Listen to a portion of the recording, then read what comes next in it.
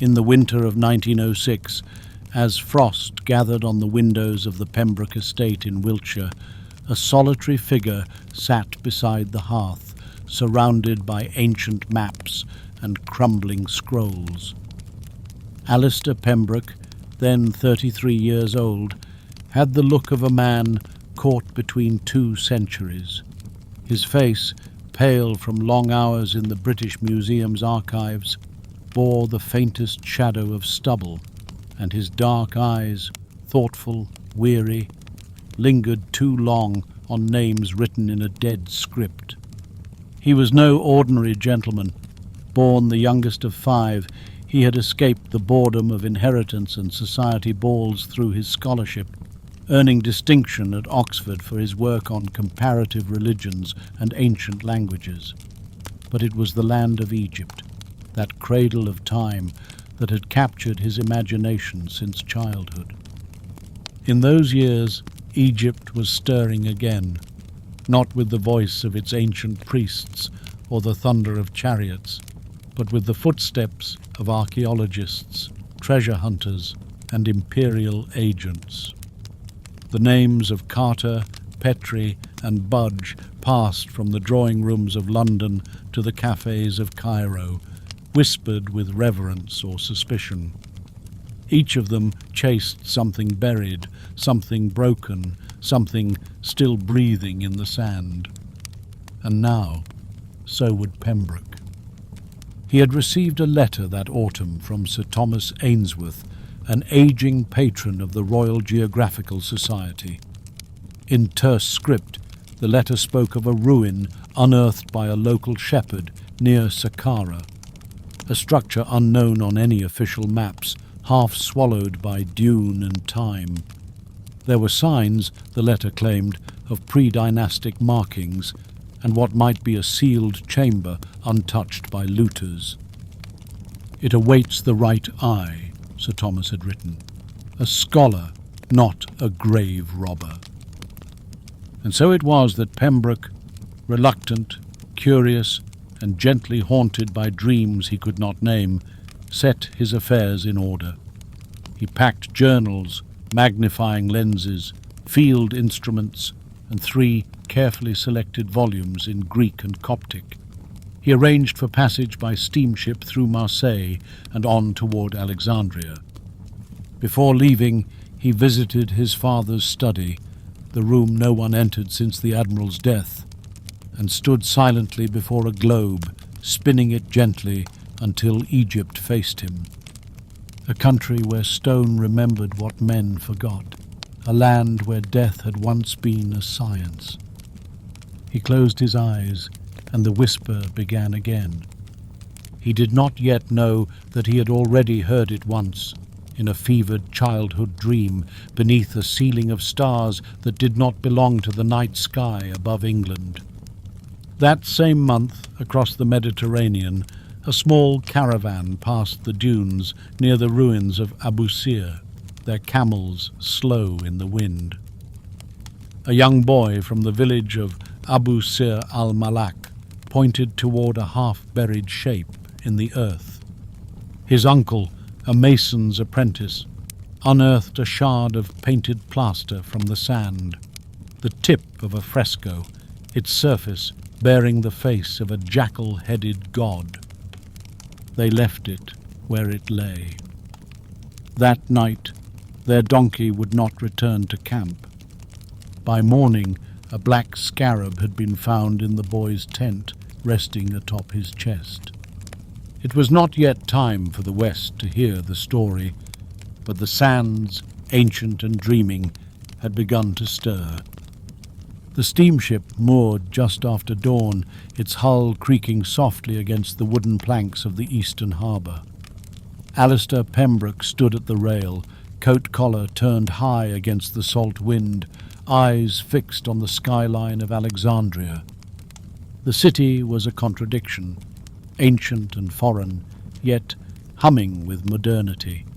Beyond the steam and smoke, the minarets rose like needles toward a pale sky, while domed churches and crumbling Greco-Roman facades hinted at older empires, the harbour bustled with the trade of half the Mediterranean. In the narrow alleys beyond the quayside, languages mingled: Arabic, French, Greek, Italian, English. Alexandria did not belong to any one people. It belonged to time. Pembroke disembarked with only 2 trunks, one of clothes and instruments, the other of books and journals bound in calfskin. He had arranged for lodgings near the Rue Nabi Daniel, a quiet hotel set within the ruins of what had once been a villa, now shaded by eucalyptus trees and ringed with iron balconies. From his window he could see the sea, and just beyond, the site where the great Pharos lighthouse had once stood, one of the ancient wonders of the world. Only rubble remained now, but Pembroke imagined its light still flickering in some other realm, guiding scholars perhaps more than ships. The first few days passed in preparation. He visited the Greco-Roman Museum, exchanging pleasantries with its French curator and studying artifacts that had, in some cases, been torn from the very sand he now hoped to walk. He pored over the catalogues from Saqqara and Abusir, noting every discrepancy between Petrie's field reports and the newer, hastily scribbled letters from Sir Thomas. There was something missing, something unnamed. On the 3rd evening, while sipping mint tea in the hotel garden, Pembroke was approached by a slender man in a grey burnous, a local antiquities dragoman named Farouk. Introduced by a letter of recommendation, Farouk had worked with European expeditions before and spoke both French and English fluently, though he favoured Arabic when it came to describing ancient things. Saqqara is old, he told Pembroke, his voice low, but there is older beneath it. The shepherds find things and say nothing. Sometimes they dig, and sometimes they die. Pembroke asked if the local people believed in curses. Farouk chuckled softly and shrugged. Not curses, just memory. They made arrangements to leave for Cairo in 2 days' time. Farouk would gather supplies and hire 2 camels. The plan was to travel first by train to the capital and then ride out towards Saqqara on foot and hoof. That night, Pembroke walked along the seafront promenade beneath stars unfamiliar in their arrangement. He passed Egyptian sailors laughing beneath gas lamps and British officers discussing artillery movements near Sudan. The air was crisp, but the scent of cinnamon and dates drifted from street stalls. In a shadowed alley, a fortune-teller offered him a reading from cards etched with golden glyphs. He declined. Yet something about her eyes, milk-white and unblinking, made him pause. "You seek what is buried," she said in Arabic. "I seek knowledge," he answered. She smiled, then reached into her satchel and placed something in his hand. A smooth shard of obsidian, black, cold, and carved on one side with the image of an open eye. "The sand remembers," she said, "even when the stars forget." He tried to return it, but she was gone, vanished into the narrow street. Back at the hotel, Pembroke placed the obsidian shard on his desk beside a lamp. He stared at it for hours, watching how the light bent strangely around its edges. It was probably a trick of polish, he told himself. Nothing more. He didn't sleep that night. Not well. For in the half-dream between wakefulness and sleep, he saw a corridor stretching beneath the earth. Its walls shimmered, not with gold, but with something older, wet stone, breathing. And from the end of that corridor a sound came like pages turning in the dark. The train to Cairo pulled from the station with a low hiss, and Alistair Pembroke sat in a wooden compartment lined with brass fittings and leather seats, watching the Mediterranean coast blur past the window. The sun had risen high above the desert edge, casting long golden shadows over fields of sugarcane and date palms. Across from him sat Farouk, his dragoman guide, still and thoughtful beneath a pale linen keffiyeh. Between them sat two packs, one filled with supplies, the other with Pembroke's ever-growing stack of notebooks and field maps. He had drawn the lines himself, tracing from older French maps, British survey charts, and the incomplete field notes sent to him by Sir Thomas. The train rattled through Rosetta, through stretches of barren plain broken by canals, and then into the outskirts of Cairo, where the skyline lifted itself toward the heavens with minarets and crumbling balconies. Dust blew across the tracks in curling waves, and the smell of wood smoke and baked bread drifted through the open window. By afternoon, they arrived. Cairo had grown since Pembroke's last visit 5 years prior. Motor cars jostled for space with donkey carts. Tram lines clanged. Gaslights flickered above cafes filled with French officers and Egyptian poets. A city of contradictions, empire and resistance, scholarship and silence. But Pembroke did not linger. They spent one night in the city, enough to gather their camels, their water skins, and the 2 hired men who would lead them towards Saqqara. Ibrahim, a stoic man with a crescent-shaped scar beneath his left eye, and Hamid, younger, always half-smiling, though his eyes rarely met Pembroke's. On the morning they left Cairo, the city was shrouded in low fog, and the pyramids at Giza barely rose from the haze like ghosts. The caravan followed the west bank of the Nile, past Memphis, where once pharaohs had ruled in gleaming palaces, now vanished beneath earth and flood. It was as they passed through the village of Mitrahina that Farouk told the story. "There was once a scribe," he said, his voice quiet above the sound of hooves and sand. "Not a priest, not a king, a man who wrote the names of the dead, not in temples, but in stone." Pembroke listened. "They say he built no tomb for himself, that he was not buried at all, that he walked into the sand and vanished, but the sand remembers where he went, and the wind still speaks his name." Pembroke asked the name. Farouk hesitated. "In your books he is called Kentimentu, but in the old stories he is something else. The one who writes after the soul is judged, the one who remembers even when the gods forget." Pembroke jotted this into his notebook, not because he believed it, but because even superstition carries meaning. By midday, they crested the long ridge overlooking the Saqqara plateau. The sky above had cleared to a pale, endless blue.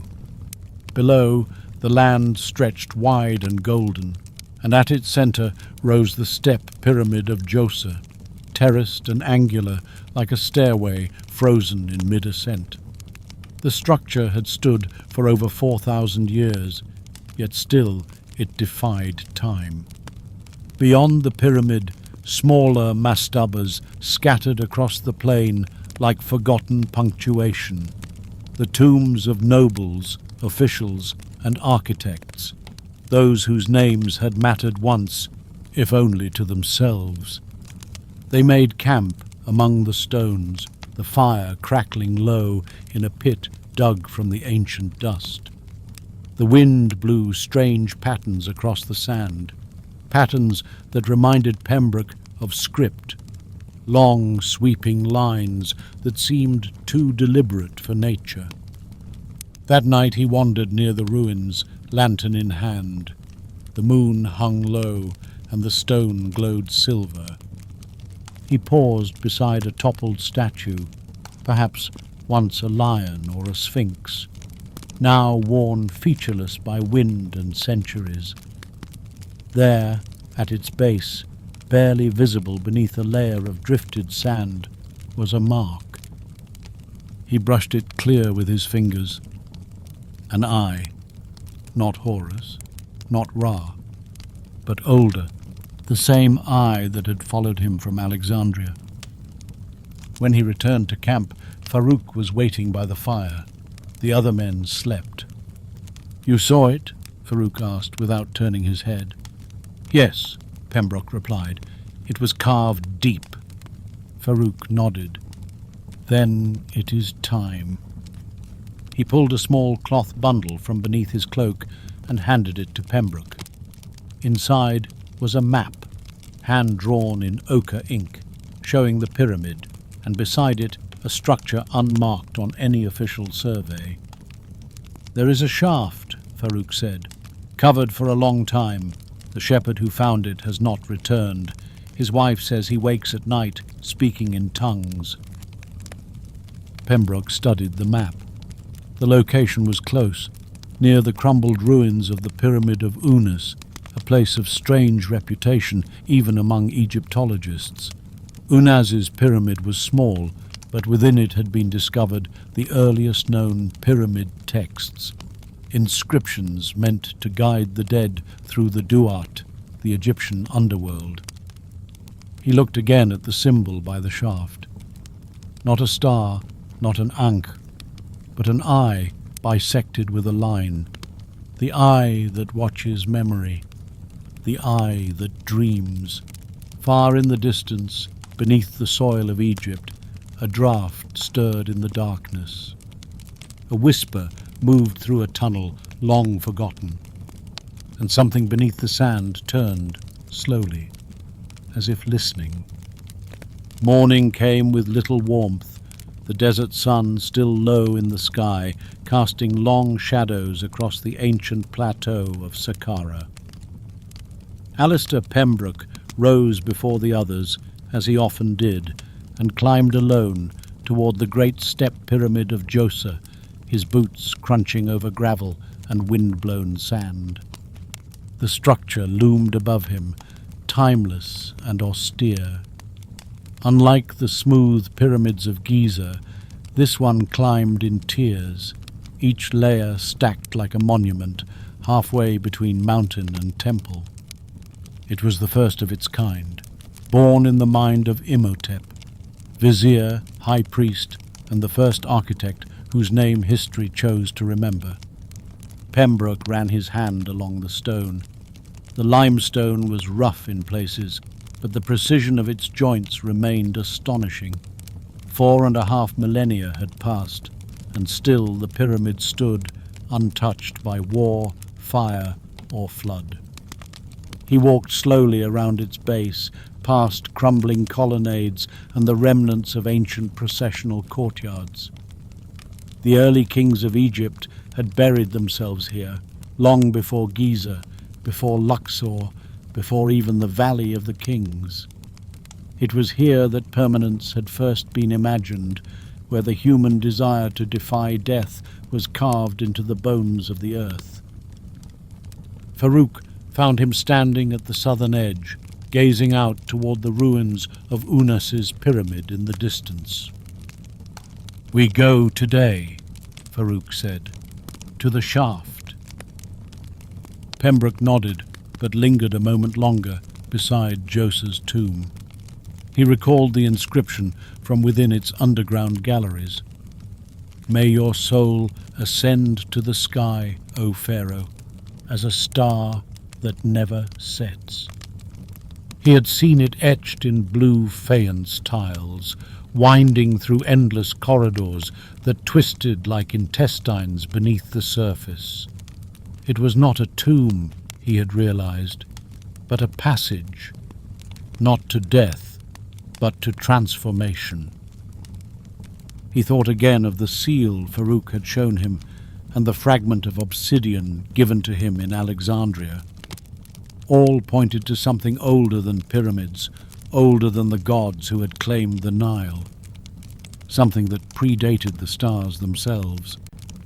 They gathered their equipment, ropes, picks, oil lamps, and set off on foot across the open desert.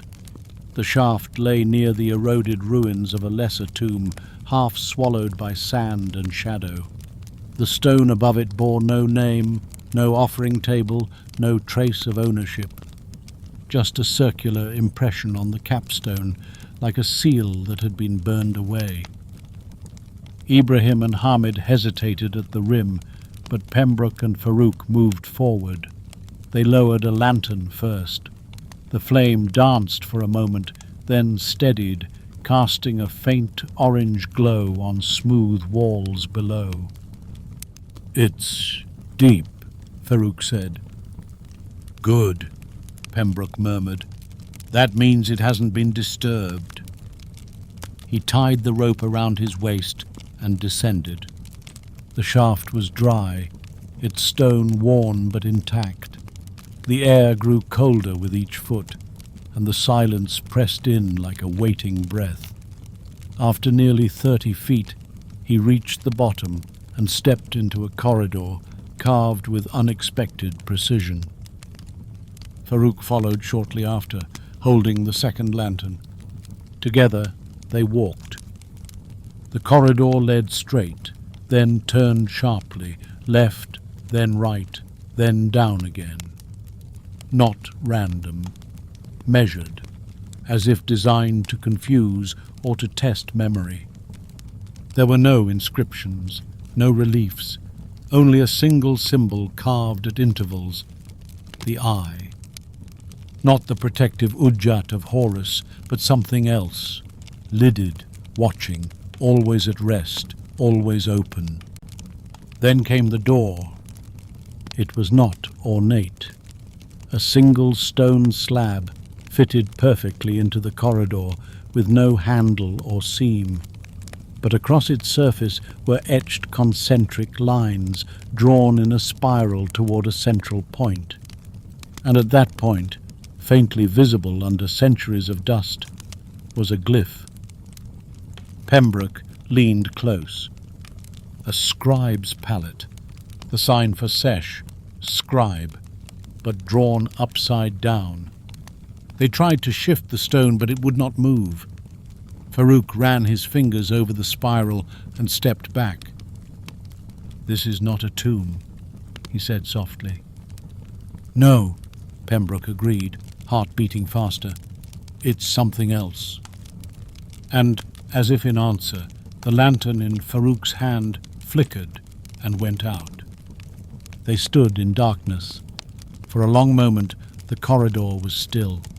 Then, from behind the sealed door, came a sound, not loud, but deep, like paper folding under water. A whisper, not in voice, but in thought.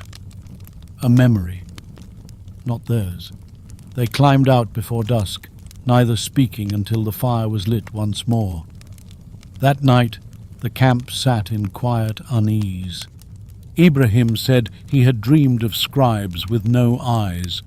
Hamid claimed the sand near the shaft had changed, shifting into lines like written words, though he could not read them. And Pembroke dreamed of corridors without end, where every wall was a mirror, and every reflection looked back at him with ancient, patient recognition. When he woke, he found a symbol drawn in the sand beside his tent. An eye, not drawn by hand, but by something crawling. Far below the surface, within the sealed room, the air shivered, and the stone remembered its first visitor in nearly 5,000 years. Morning came slowly to the desert, like ink spreading over parchment. The air was cool, the sky bruised violet near the horizon. Alistair Pembroke stirred from uneasy sleep, rubbing the sand from his eyes. Around him the camp was quiet, too quiet. The usual soft hum of conversation over the morning fire was absent. No camels shifting, no footsteps crunching. He sat up, Ibrahim and Hamid were gone. Farouk was standing at the edge of the ridge near the shaft, still as the limestone ruins that rose beyond him. "They're not far," Farouk said without turning. Hamid said he heard a voice calling from the desert. Ibrahim followed him. Pembroke felt a cold thread of dread pull tight across his chest. He approached the edge and looked down toward the shaft. The sand around it had changed, shifted by the wind perhaps, but now unmistakably shaped. Symbols, circles, lines that might be writing, drawn in no script he knew. Or perhaps he had seen them before in one of the scrolls at the Bodleian Library, or on a wall in a tomb in Thebes, or in a dream. He picked up his field bag and opened it slowly. The obsidian shard, the one the woman in Alexandria had given him, was warm to the touch. Farouk looked at him then.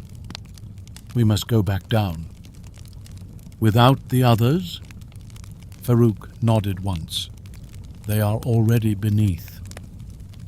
By noon, they descended the shaft again, torches this time, not lanterns. The corridor had not changed. The walls were still bare, the air still dry. But the sense of presence had grown. It was as if they were no longer alone. They reached the spiral door. Pembroke stepped forward, brushing the dust once more from the central glyph. He pressed the obsidian shard into the carved indentation below the scribe's symbol. At first, nothing happened. Then, a soft, grinding sound began from within the stone. Not mechanical, but fluid, like something breathing. The spiral lines rippled, and with a faint tremor, the slab began to lower.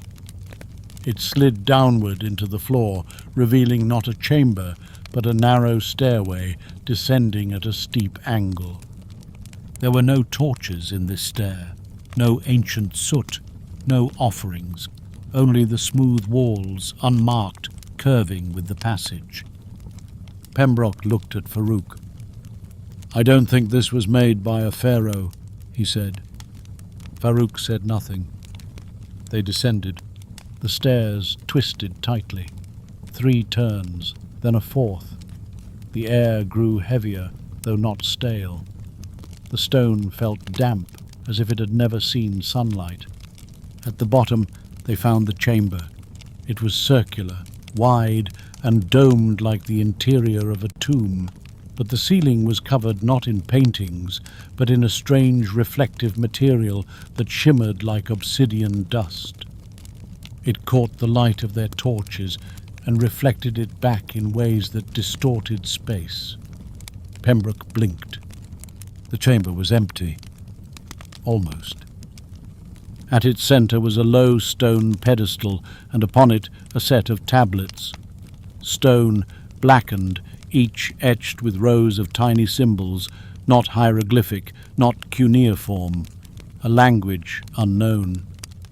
Pembroke knelt beside them and examined the carvings. The glyphs curved, folded, doubled back on themselves. Some reminded him of the ancient Neolithic carvings from Nabta Playa, thousands of years older than the pyramids. And there, at the corner of the 3rd tablet, was the symbol again, the eye, but this time closed. "I don't like this place," Farouk said quietly. "It is not a tomb. It is a vault." Pembroke ran his fingers over the stone surface. It was warm. He pulled out a notebook and began to copy the first line. As his pencil traced the symbols, he felt the strangest sensation, as though something was watching him copy. Not someone. Something. And not from the chamber, but from the words themselves. He paused, but the feeling remained. Farouk moved toward the far wall, where a smaller doorway branched off. The corridor beyond sloped downward again, and at the threshold was a figure. They both froze. It was not moving, not breathing, just standing in the dark. A statue, perhaps. Pembroke stepped closer, torch raised. No statue. A man, dressed in Bedouin robes, one sandal missing, skin pale, mouth open. Ibrahim. But his eyes, once brown, were now entirely black. The irises and sclera merged, like ink poured across glass. He did not blink. "Do you hear it?" he said in a dry voice. "The writing? It speaks." He took a step forward. Farouk raised his torch. "Ibrahim, where is Hamid?" The figure blinked slowly. "He is writing, still writing." He reached into his robe and pulled out something, a thin strip of papyrus, stained red, covered in the same looping symbols. Pembroke stepped back. "Stay where you are." But Ibrahim smiled. "It must be read. That is how it lives." The torchlight flickered. Ibrahim dropped the scroll. His body stiffened, and then, as if some thread had been cut, he collapsed silently to the floor. Farouk moved quickly, checking his pulse. "Alive," he said, "but only just." Pembroke picked up the strip of papyrus with shaking hands. The symbols burned faintly against the torchlight, curling inward, always inward, as if pulling something toward the center. He folded it into cloth and placed it in his bag. The chamber fell silent again. But now the ceiling above them, that reflective, shimmering dome, began to change. Symbols slowly appeared, glowing across its surface, rotating in slow spirals, words from no tongue. And then a single phrase echoed through the chamber, not spoken, not thought. "Remember us." Above, on the surface, the wind shifted direction. The dunes stirred, and from beneath the sand, something ancient and long, buried, opened its eye. The sky above Saqqara had turned bronze, the day folding into twilight as Pembroke and Farouk emerged from the shaft, dragging the unconscious Ibrahim between them. The younger man was fevered, his skin damp and pale, his eyes fluttering beneath closed lids. He whispered constantly in a language that neither man recognized, words that rose and fell like waves on an unseen shore. They laid him down near the fire, and Farouk prepared a tincture of herbs and water, though both knew the illness was beyond medicine. "I have seen sun fever before," Farouk muttered, "but this is not that." Pembroke sat in silence, holding the strip of papyrus he had retrieved from Ibrahim's robes. It pulsed faintly, the symbols twisting when he wasn't looking directly at them. He considered burning it, but something deeper, older, urged him to wait. He opened his journal and began sketching the ceiling dome from memory, the spiral of glyphs that had appeared above them. As his pencil moved, the same phrase echoed again in his thoughts. "Remember us." He did not know if it was the tomb speaking, or the thing beneath it, or something buried in his own memory, waking at last. The next morning, Hamid returned, alone. His robes were torn, and his feet were blistered raw. He said little, only that he had wandered far beyond the plateau, driven by something he could not name. He had followed a line of stone buried beneath the sand, slabs laid like a road, ancient and deliberate. And at its end he found another shaft. Not carved, he said, but broken, cracked open as if something had risen from beneath. There had been a doorway there too, but not sealed, open. And beyond it he had seen walls painted black, and a name he did not dare speak. He collapsed into sleep before they could question him further. That afternoon, Pembroke and Farouk rode to the spot Hamid had described. They found the trail of stones, faint but visible, and the shaft at its end, tucked beneath a small rise of sandstone and overgrown acacia. It had not been dug, it had been forced. The doorway below lay open, shattered down the middle, with its pieces cast aside like broken teeth. A sickly scent wafted from below, not of decay, but of age, like old parchment sealed in tomb air for millennia. They descended cautiously. This passage sloped deeper than the first, and the walls here were not smooth. They were scorched, blackened by heat or chemical flame. The air was thick and metallic, and neither man spoke as they passed through the tunnel. At the end, they reached a wide room, square and unadorned. Unlike the vault of the scribe, this chamber bore names, hundreds of them scratched into every surface, not carved with tools, but scraped, gouged, torn into the stone by fingernail or sharpened bone. Many were in Arabic, others in Greek, some in ancient Demotic, and others in languages Pembroke could not identify. Every name was unique, and every name had been crossed out. "What is this place?" Farouk whispered. "A register," Pembroke murmured. "A place where names go to die." He reached out and touched one, a French name, clearly etched in 19th century script. Leclerc, 1816. Below it, someone had written in tiny English script, "He saw, he read, he is no longer." Pembroke stepped back. "I think this is the tomb of those who should not have remembered." They left quickly. Back at camp, Ibrahim's condition had worsened. He no longer spoke at all, only stared upward, eyes wide, mouth slightly open, as though listening to something far away. When the wind shifted that evening, it carried with it the faintest sound, not of desert or jackal, but of scratching, as if pens were writing in the sand all around them. Pembroke could not sleep. He sat beside the fire, listening to Ibrahim's shallow breathing, and turned the papyrus over once more in his hands.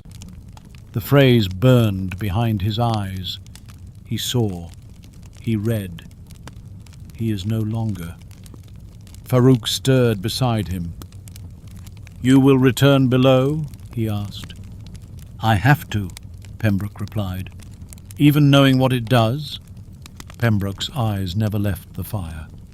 "I think it's not about what it does. It's about what it keeps."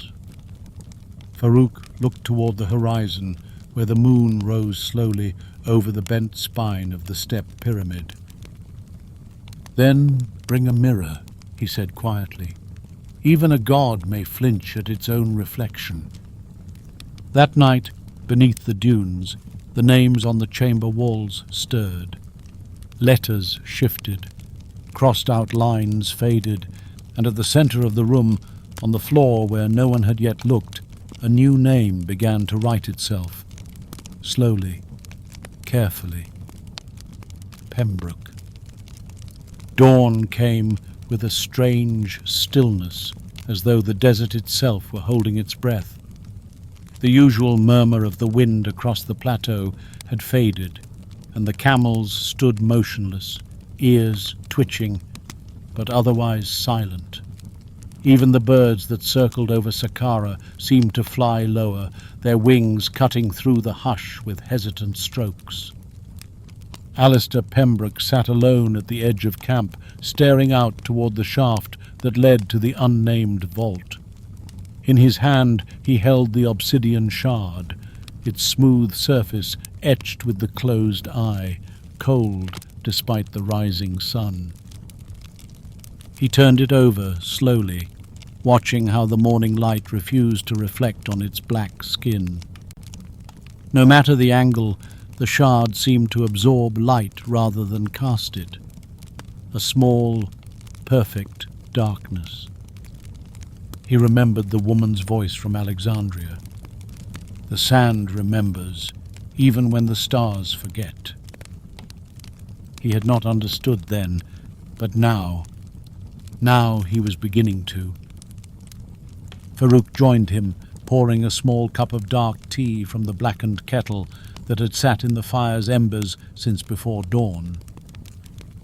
"The boy," he said quietly, nodding toward Ibrahim, "has not moved, but he no longer breathes like a man asleep." Pembroke nodded slowly. "He's dreaming." Farouk frowned. What man dreams with his eyes wide open? The two sat in silence for a time. Then Pembroke stood and gathered his bag. "It's time," he said. This time they descended not into the shattered tomb where the names had been crossed out, but into the original chamber, the spiraled vault where the scribe's glyph had opened the stone door. As they passed through the corridor, the spiral on the wall appeared again, etched faintly into the stone at regular intervals, like a reminder or a countdown. Pembroke counted 14 spirals before the vault. Inside, the pedestal still stood. The tablets remained as they had left them. But now, as torchlight filled the space, the reflective ceiling dome once again shimmered, and this time the glyphs upon it had changed. Farouk was the first to speak. "These are not symbols."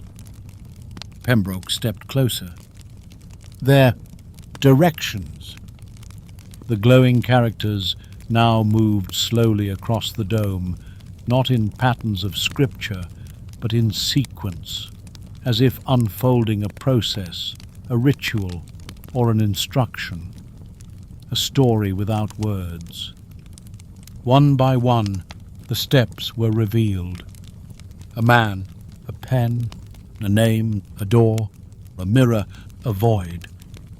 And finally the eye, but not closed, open. Pembroke approached the tablets. He traced the first few glyphs again, now with more understanding. The characters had begun to sort themselves in his mind, not as language, but as feeling. Each carried a weight, a mood, a piece of memory that was not his. The first line sang of gathering, of watching the stars align and knowing the names of constellations now forgotten. The second line pulsed with the taste of ink, bitter and binding. The third trembled with the weight of the dead. As he reached the fourth line, a sudden jolt passed through his hand. The glyph shimmered, and then, for the briefest moment, Pembroke saw a vision. He stood in a room made of mirrors, each showing a different version of himself. In one, he was a boy. In another, an old man. In a third, he wore linen robes and sandals, and his eyes were no longer his own. They were black, infinite, reflecting stars that should not exist. The vision vanished. He fell to one knee. Farouk steadied him. "You must stop." But Pembroke shook his head. "It's not a tomb," he whispered. "It's a record, a living archive." He turned toward the wall where the eye was carved, the now familiar symbol that followed them from Alexandria, through the tomb, into dreams. "It's the eye of the scribe," he said. "Not a god, not a demon, a witness." Farouk stepped back. Pembroke stood. Someone, something, is using this place to remember, not as men do, not with stories, but with names, with thoughts. He turned to Farouk, his face pale. and once you are remembered by it, you are never forgotten, not even in death. Then the ceiling dome pulsed. The sixth glyph began to glow, the symbol for void, and the chamber trembled faintly. The torches dimmed, and a sound filled the room, not loud, not musical, but endless, the sound of scratching, like pens on stone, like names being etched again and again. Then a voice, from everywhere, from nowhere. You wrote us into time. Now you must read what you have made. Farouk pulled Pembroke from the pedestal, and they fled up the passageway.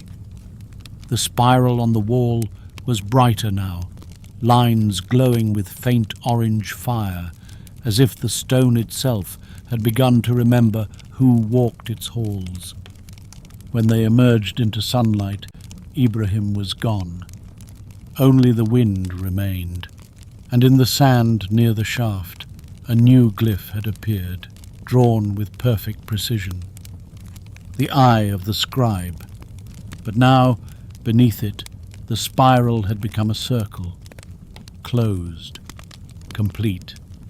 2 days later, Cairo pressed in around Alistair Pembroke like a city dreaming in layers.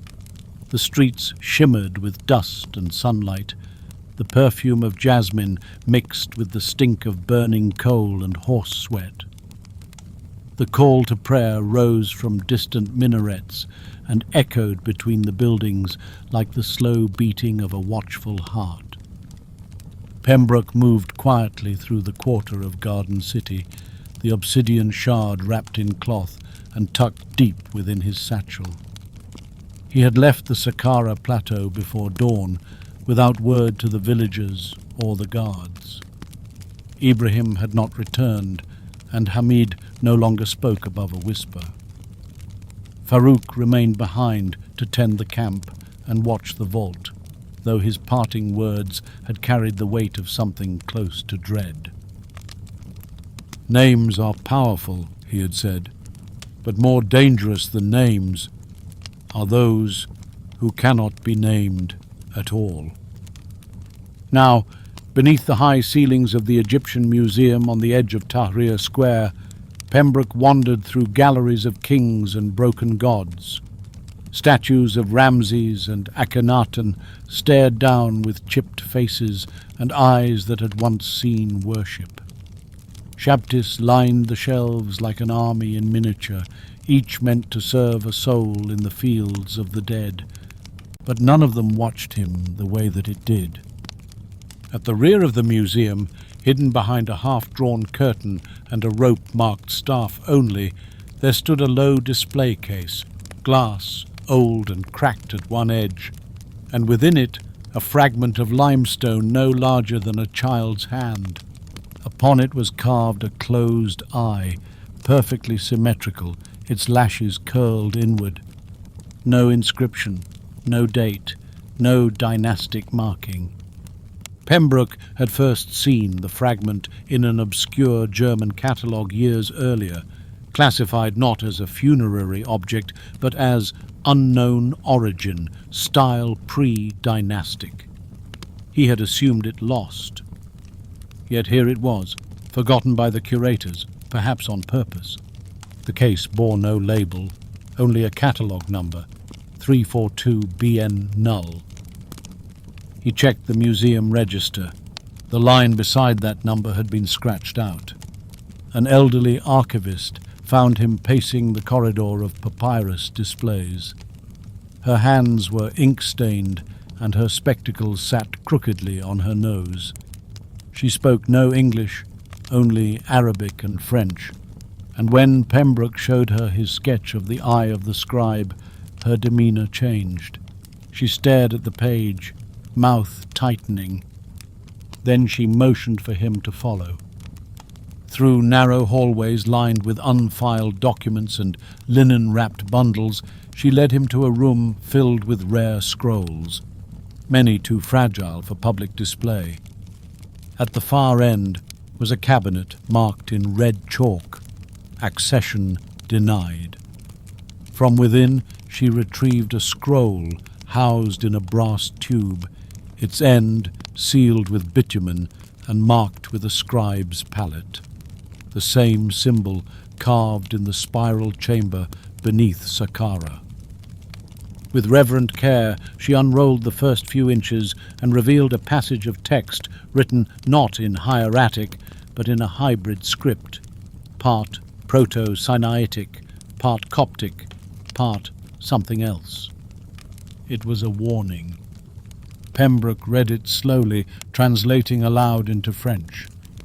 The names that are written shall be remembered forever, but the names that write themselves, they shall consume the scribe. The archivist pointed to the eye again. She whispered, Al-Khatib al-Mayyit, the dead scribe. He left the museum in silence. Outside, Cairo bustled on. The trams ran, vendors called their wares, children chased goats down narrow streets, and yet everywhere he looked, Pembroke saw signs, symbols painted on doors, spirals etched into the mud-brick walls of alleyways. An old man squatting beside a tea stall, staring at him with clouded eyes, whispering in Coptic, "You are being read." That evening, back at his hotel, Pembroke opened his notebook. His hands shook as he turned to the page where he had sketched the eye days earlier. He had not remembered adding anything else. But now, beside the eye, a single word had appeared in neat, clear handwriting. Scribe. Not written in pencil, etched into the page. Burned. He opened the cloth bundle and stared at the obsidian shard. The reflection within was no longer his. Far south of Cairo, beneath the dunes at Saqqara, the spiral vault pulsed again. The pedestal was empty, the tablets gone, but the dome ceiling glowed faintly, and a single line of new glyphs had appeared along its rim, forming the name of one who had entered, read, and now could not leave. Pembroke. The Cairo sky hung low with heat as Alistair Pembroke walked the length of the old Coptic cemetery beyond the city walls. The graves were uneven, weather-worn. Some bore the shape of crosses, others faded carvings of ankhs or eyes, echoes of older faiths tucked like whispers beneath Christian stone. He had come here following a rumour, a scrap of conversation overheard at a bookseller's stall, a whispered name shared by a blind man near the mosque of Ibn Tulun, Kentimentu, the god who ruled before Osiris, the god whose temples had been swallowed, whose name no longer passed lips without unease. A scribe, they said, or a guardian, not of the dead, but of their stories. The one who did not guide souls, but recorded them. A god with no temples. A god who built no statues, only vaults. At the edge of the cemetery, beneath the shade of a crumbling archway, Pembroke met with Dr. Tawfiq el-Rashid, a professor of comparative theology at the American University in Cairo. A quiet man with a sun-darkened face and a voice like rustling paper. He had agreed to meet only under condition of secrecy. "There are gods we forget," Dr. el-Rashid said, brushing dust from his notes, "but some are forgotten on purpose." Pembroke showed him the eye, the spiral, the glyphs he had copied from the ceiling of the vault. Dr. el-Rashid studied them long, then nodded slowly. "I have seen one like it before," he said, "on a tablet in a Nubian shrine, now lost. It marked a boundary, not between the living and the dead, but between the remembered and the erased." He reached into his satchel and produced a sketch of his own, faded, copied by hand. At its center was a cartouche with no name, surrounded by lines of curling script. "Kentimentiu," he translated aloud. "He who guards the silence after the name is spoken. He who waits where memory cannot go." Pembroke looked down at the words. "There are no temples to him," the professor continued, "because he was never meant to be worshipped. He was feared, a god of record-keeping, not redemption. Before Osiris took his throne, Kentimentiu was said to sit in the west, watching the stars, counting the dead, not to weigh their hearts, but to seal away their truths." Pembroke felt a chill. "A god of memory?" "No," Dr. El-Rashid said softly. "A god of finality." Later that afternoon, Pembroke returned to his room and laid out every drawing he had made since arriving in Egypt. The spiral, the closed eye, the name that had etched itself into his notebook. He laid his fingers over the page. The lines vibrated faintly, not in motion, but in presence, as if the paper now held something. A whisper, a shadow, or perhaps a thought that wasn't his own. He reached for his pen and wrote the name again. Kentimentiu. Immediately, the candle on his desk flickered, the air pressed inward, and in the corner of the room, where only shadows had been, something moved. Just once. A shape, brief, watching, gone. That night, Pembroke returned to the museum. The halls were empty after hours, but his name opened doors. He moved through the Roman galleries and down into the reserve collections, where unsorted boxes lay like coffins of forgotten knowledge. He found the curio list, items of unidentified origin, never catalogued. One entry stopped him cold. Artifact 77B, provenance unknown. Object type, funerary stone, possible pre-dynastic. Description, small stellar fragment, eye symbol, deep spiral incision, recovered Saqqara, 1854. Notes, removed from display due to deterioration of adjacent items, possible curse association. See Incident Report, 1881. The box was locked. He picked the latch with a hairpin and trembling fingers. Inside, wrapped in silk, lay a thin plate of dark limestone, slightly curved. And on its surface, smooth and perfect, the open eye. But behind it, beneath the top layer of stone, he could see something else. Lines, symbols, names, pressed into the stone like ash beneath glass. And among them, faint but unmistakable, he saw his own. Pembroke. Again. He staggered back. The light in the storeroom dimmed. And somewhere deep within the museum, perhaps in the foundations or beneath the street, he heard it. The sound of a stylus dragging slowly across stone. Not a carving, a recording. He fled into the night. Above Cairo, the sky had turned strange. The stars shimmered in odd constellations, as if the heavens were shifting slowly to an older script. In the alley beside his hotel, someone had scrawled a message in chalk. The scribe is not dead. He waits for the last name. The wind changed over the desert as Alistair Pembroke returned once more to Saqqara.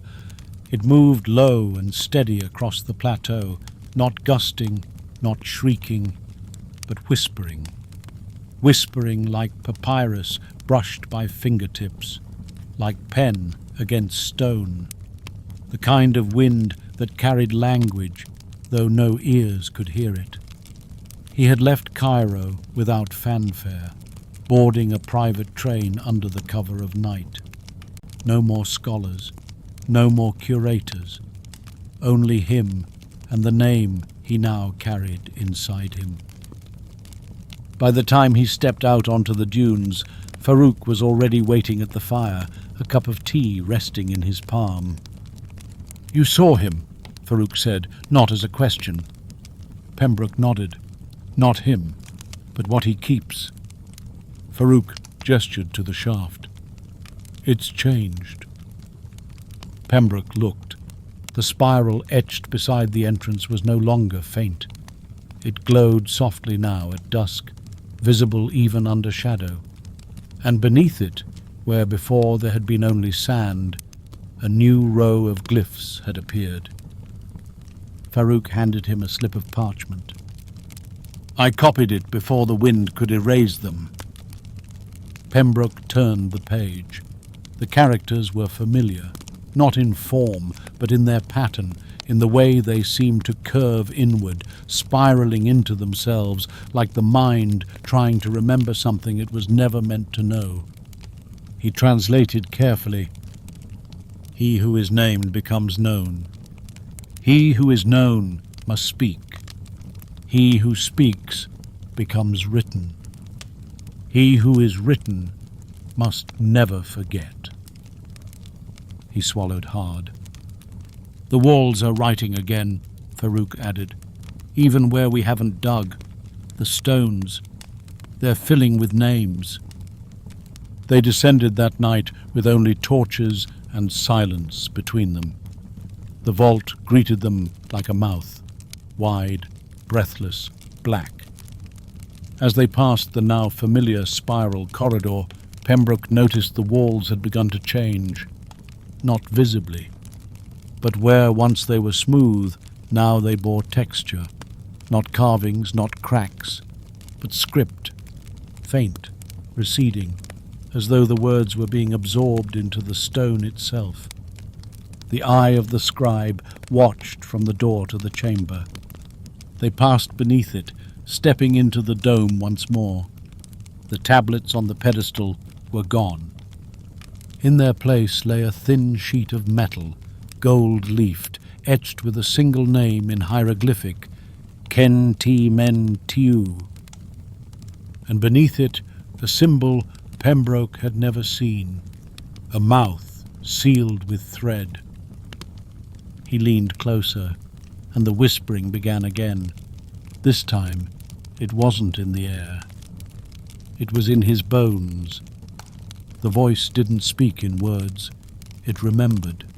It pulled fragments from within him, thoughts long forgotten, childhood fears, words he had read once in silence and never repeated. It sifted through them as though measuring the weight of who he was, and then came a sound, scratching, like nails on limestone. But this time it came from the far wall of the chamber. Pembroke turned his torch. There was a figure, not alive, but moving. Pressed into the wall, half subsumed by the stone, was a face, a man's face. Mouth open, eyes wide, one hand outstretched as if reaching for something beyond memory. It was not Ibrahim, nor Hamid. It was someone older. French, perhaps. 19th century. The coat collar was frayed in the Napoleonic style. Carved into the stone beside him was a single word, Leclerc. Pembroke staggered back. He remembered the name from the first chamber of crossed-out names. The man was not dead. He had been recorded. They ran. Up the stairs, through the spiral corridor. But even as they emerged into the moonlight, the sound followed, faint, but there. Whispers in the sand. Not the wind. Language. All around them, the ground had begun to shift. Script now flowed across the dunes like water, words that faded as they moved, curling into one another, dragging names through the dust and pulling them down, down, beneath the sand. Farouk stared, jaw clenched. "They are writing us." Pembroke didn't sleep that night. The fire burned low. Hamid, silent and empty-eyed, wandered the edge of the camp, mumbling to himself in an unknown tongue. And Pembroke, by torchlight, read the gold sheet again and again. He who is written must never forget. But he knew what it meant now. It wasn't a warning, it was a command. He took out his notebook and began to write. His hand moved of its own will. The glyphs appeared unbidden, not Egyptian, not any language he knew. Each symbol burned into the page as if inscribed by another hand, not guiding his pen, but borrowing it. And still the wind whispered, not curse, not God, only scribe. News travels strangely in Egypt. It slips between hands like grains of sand, gathers in tea-houses, drifts through the alleys behind mosques and the corners of French hotels. So it was that within a fortnight of Pembroke's return to Saqqara, whispers reached Cairo, and then London. Whispers of sickness, of men who no longer spoke, of hieroglyphs that wrote themselves in the dust. They called it a curse, the same word that had followed Carter's name a decade before, the same word that had hung over the tomb of Tutankhamun like a veil of smoke. It had returned, not with gold this time, not with riches, but with silence and sand. The curse of the scribe. The newspapers made a story of it. Another tomb, another toll. British scholar vanishes in necropolis maze. Phantom priesthood of the old kings, the eye that watches still. Pembroke read none of it. He no longer wrote to anyone. His journal had changed. Once a tidy archive of measurements and observations, it had become a cascade of spirals, glyphs, mirrored lines, phrases half in Coptic, half in thought. He was not sure where his handwriting ended and the others began. Farouk had taken to circling the camp with incense, muttering old prayers he barely remembered.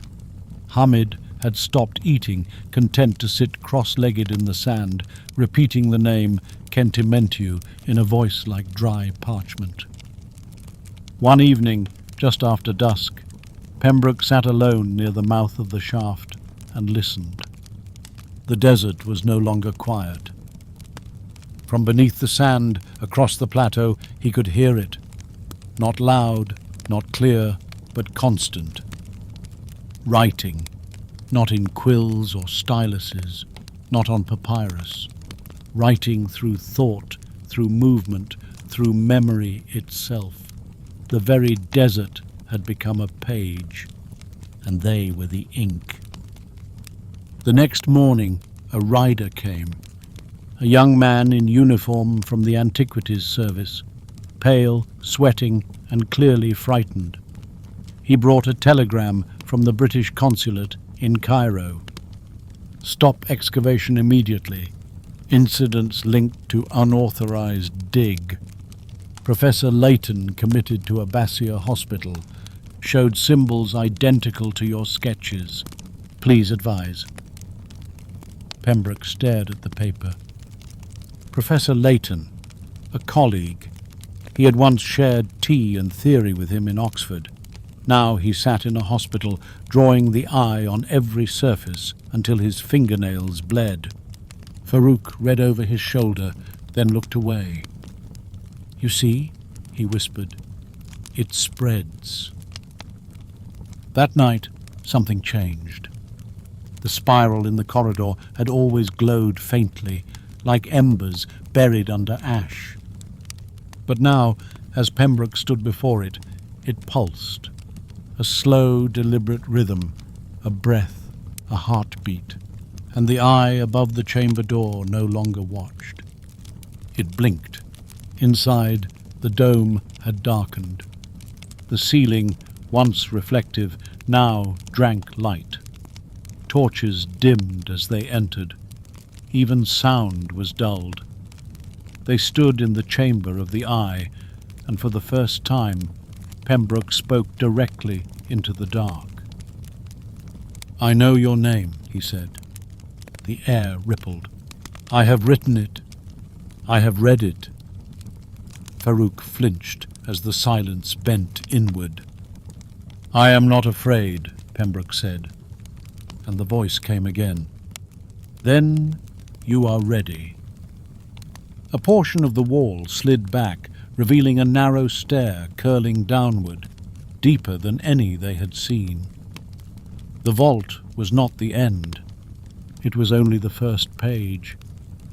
They returned to the surface in silence. Hamid had vanished. No tracks, no sound, only a single line drawn in the sand. He remembered too much. That night, a sandstorm rose over the necropolis. Winds howled for hours, tearing at the tents and burying supplies. When it passed, the entire camp was half buried, and where the shaft once stood, there was now only a smooth patch of stone, no entrance, no spiral, no eye, nothing at all. But Pembroke did not panic. He knew what had happened. The desert had written him in. The storm had passed, but the world it left behind was not the same. Where once there had been a camp of canvas and firelight, only silence now lingered. The shaft to the scribe's vault was sealed, lost beneath a crust of wind-packed stone, not collapsed, simply erased like chalk wiped from slate. Pembroke stood at the centre of it all, his boots planted where the spiral had glowed just a day before. There was no trace of their work, no tools, no tracks, no sign of Hamid or the journals they had buried in the crate near the cedar pole. The desert had taken it all. Only the wind remained, soft, ceaseless, whispering in a voice too ancient for syllables. Farouk sat nearby, brushing sand from his hands, eyes hollow. "It is writing us backwards," he said, "unmaking us by memory." Pembroke did not respond. He had been dreaming again, not visions, not symbols, but words. Long, curling lines of script that unfolded across parchment in the dark of sleep. He woke to find pages filled with handwriting he did not recall. He no longer questioned whether the words were his. He only wondered how many were yet to come. Later that morning, Farouk returned with something clenched tightly in his hand. "A rider came before the storm," he said. "Left this with one of the camel boys. It's from the south." He handed it to Pembroke. A letter. The envelope was water-stained, sand-worn. No return address. The writing was in French. "A Monsieur Pembroke, en toute hâte." To Mr. Pembroke, in great haste. Inside was a single folded page, yellowed and creased at the edges. The ink was faded, the hand hurried but legible. Abu Simbel, 1856. "To whoever finds this, we opened the vault. We should not have. The markings were not for the priests. They were warnings for the scribes. The eye does not protect. It remembers. And it writes not what is, but what must be. My companions are gone. One took his own life. The other cannot stop writing. He does not eat. He does not speak. He only copies the glyphs into the sand over and over until they are covered by wind, and then begins again. I have burned all I could, but the fire does not destroy memory. If you read this, you are already part of it. His name is not a name, it is a doorway. seal the door, forget the name. Henri Leclerc. Pembroke stared at the signature. Leclerc. The name carved into the tomb wall. The man pressed into stone, mouth open, hand outstretched. He felt a tremor run through his chest. Not fear, not yet. Something colder. Recognition. He turned the letter over. There, on the reverse side, was a rough drawing, a stylized version of the eye. But this one was different. The spiral had broken. At the center was no pupil, only a mirror. That night, Pembroke sat beside the fire and wrote a letter of his own. Not to the Antiquities Service, not to a university, but to someone he could no longer name. It read, "I have seen the eye open. I have heard the voice that does not speak. The desert does not bury the past. It remembers it, and now it remembers me. If this letter reaches you, do not come here. Do not dig. Do not search for the tomb of the scribe. It is not a place for the living. There is no curse, only memory. And memory does not forget." He folded the letter and sealed it with wax. He did not address it. Instead, he buried it beneath a flat black stone marked with the shape of the eye. Let the sand decide if it was ever found. Far to the west, in a forgotten corner of the Fayoum oasis, a child uncovered a shard of pottery while playing near a dry well. It bore no image, only text, written in a hand unlike any the archaeologists had taught. But one word they could read: Pembroke. The wind had calmed, but the silence remained, thick, watchful, full of presence. Alistair Pembroke stood once more before the place where the shaft had vanished. A hard crust of wind-pressed sand sealed the ground. But he knew. The vault had not been buried. It had been hidden. He knelt, pressing his palm to the surface. The warmth beneath the stone was unmistakable. Alive, writing, waiting. Farouk stood a few paces back, arms folded, face drawn thin with exhaustion. He had not slept, not truly, since Hamid disappeared. In dreams, he muttered, the dunes had grown teeth, and names tumbled out of their mouths like stones. "I still have the scroll," he said quietly, "the one we found at the edge of the chamber." Pembroke nodded. It was unrolled between them, anchored with stones, the symbols now more legible than before, as if exposure had ripened them. At the scroll's bottom, below the warnings and invocations, a simple sequence had emerged in the margins. 6 glyphs. A ladder, a mouth, a flame, a mirror, an inkpot, an eye, 6 steps. Farouk called them instructions. Pembroke called them a ritual. Whatever they were, they pointed downward. That afternoon, they returned to the broken tomb, the first vault, where names had been carved and crossed out, the chamber of erasure.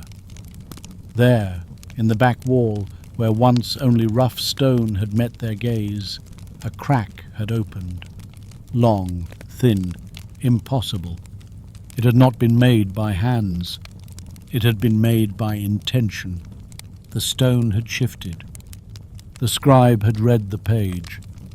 And now a new chapter waited. Pembroke packed lightly, 1 torch, 1 water flask, a small silver mirror, and his journal. He wrapped the obsidian shard in cloth and placed it near his heart. Farouk handed him the scroll. "You must not read the final glyph," he said. "Why?" "Because if you read it, It reads you back. They slipped through the crack sideways, shoulders brushing ancient stone. The path within spiraled downward, not carved in steps, but hewn as a slope, as though worn by thousands of slow, ritualistic descents. After 20 meters, the air changed. It grew cool, damp, and then, without warning, sweet.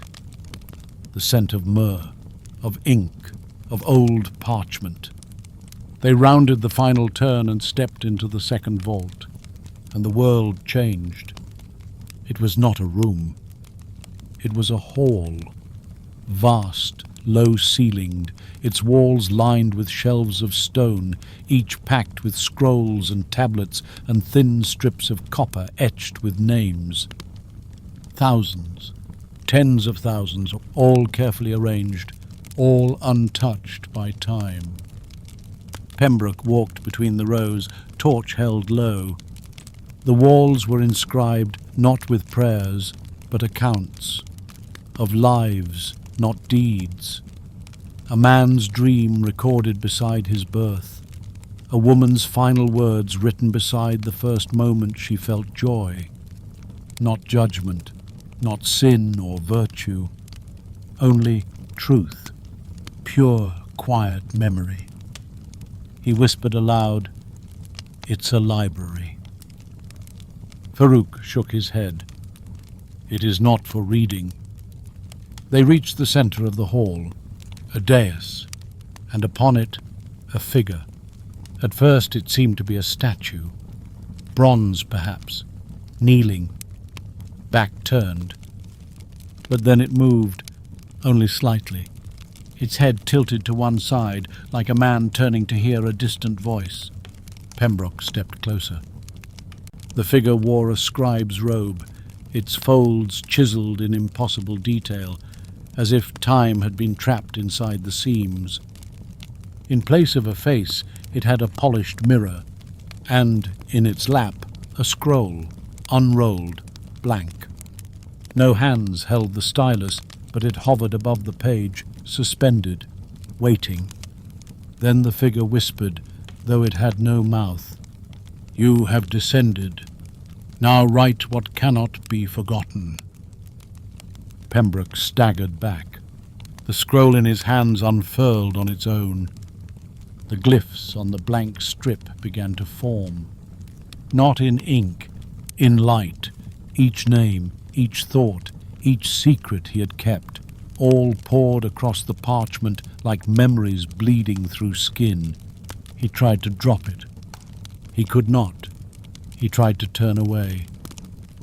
But in the mirror mask of the scribe figure he saw himself, and behind himself the vault. Rows upon rows of selves, versions, thoughts unspoken, memories unshared, all of them watched. And still the stylus moved. Recording. Farouk pulled him back. The contact broke. The scroll fell to the ground, curling like a drying leaf, and the figure stilled. Its mirror turned dark. They ran, back through the spiraling tunnel, out through the erasure chamber, into the desert. Above them, the stars had shifted, and one by one they blinked out, as though being written over. The stars above Saqqara flickered as if uneasy, as if their light strained to reach a land too burdened with memory. Pembroke and Farouk walked back to the camp without speaking. The night pressed against them. The sand seemed heavier, clinging to their boots like silt. Every breath tasted of dust and ink. They did not sleep. Instead, they sat by the dying embers of the fire, watching the smoke rise in thin spirals that mimicked the glyphs they could no longer stop seeing, not just in stone, but in cloud, in shadow, even in one another's eyes. The vault below was not merely a chamber of records. It was alive, not in a way flesh understands. It breathed through memory, moved through recollection, fed on the act of remembering. and it had seen them. By morning, the camp was gone. Not dismantled, not looted. Simply not there. The tents were gone. The camels, the ropes, the crates of water. Every tool, every trace of their presence erased. Only a small smear of black remained where the fire had burned, and drawn in the sand beside it, as if sketched by a careful hand, was the outline of a stylus, a scribe's pen. But it was broken, snapped clean down the middle. They wandered for hours along the edge of the escarpment, hoping to find some trace of direction. But the world had narrowed. The desert offered no horizon, only mirrors. Reflections not in glass, but in time. They saw ruins where no ruins stood, heard voices that spoke in memories not their own, and always, beneath it all, the soft sound of writing, endless, relentless, scratching ink across stone, writing that never stopped. In the afternoon heat, they found another passage, a natural crevice in the rock, narrow, jagged. It opened downward like a wound. Neither spoke. They simply entered. Inside, the air was different, wetter. The walls were coated in a thin sheen of something dark. Not water, not resin. Ink, thick, black ink. It oozed from between the stones, pooled along the floor in slow, viscous drips. And on the walls, writing, endless and curling, layered upon itself again and again. Not carved, not painted, bleeding, as if the chamber itself had tried to contain the words, but failed. Farouk touched one line of script and gasped. He withdrew his finger quickly, but the glyph remained glowing where he had touched it. Then slowly, line by line, the symbol faded, absorbing back into the wall like breath exhaled. Pembroke stepped forward and read the closest lines aloud. "And those who write without end shall never be known again, for they have become the ink, the pen, the silence." In the center of the chamber was a basin, stone, shallow, lined with ivory inlays that had long since gone yellow. Within it sat a single brush. Its bristles were clean, dry, but the handle was stained black to the grip.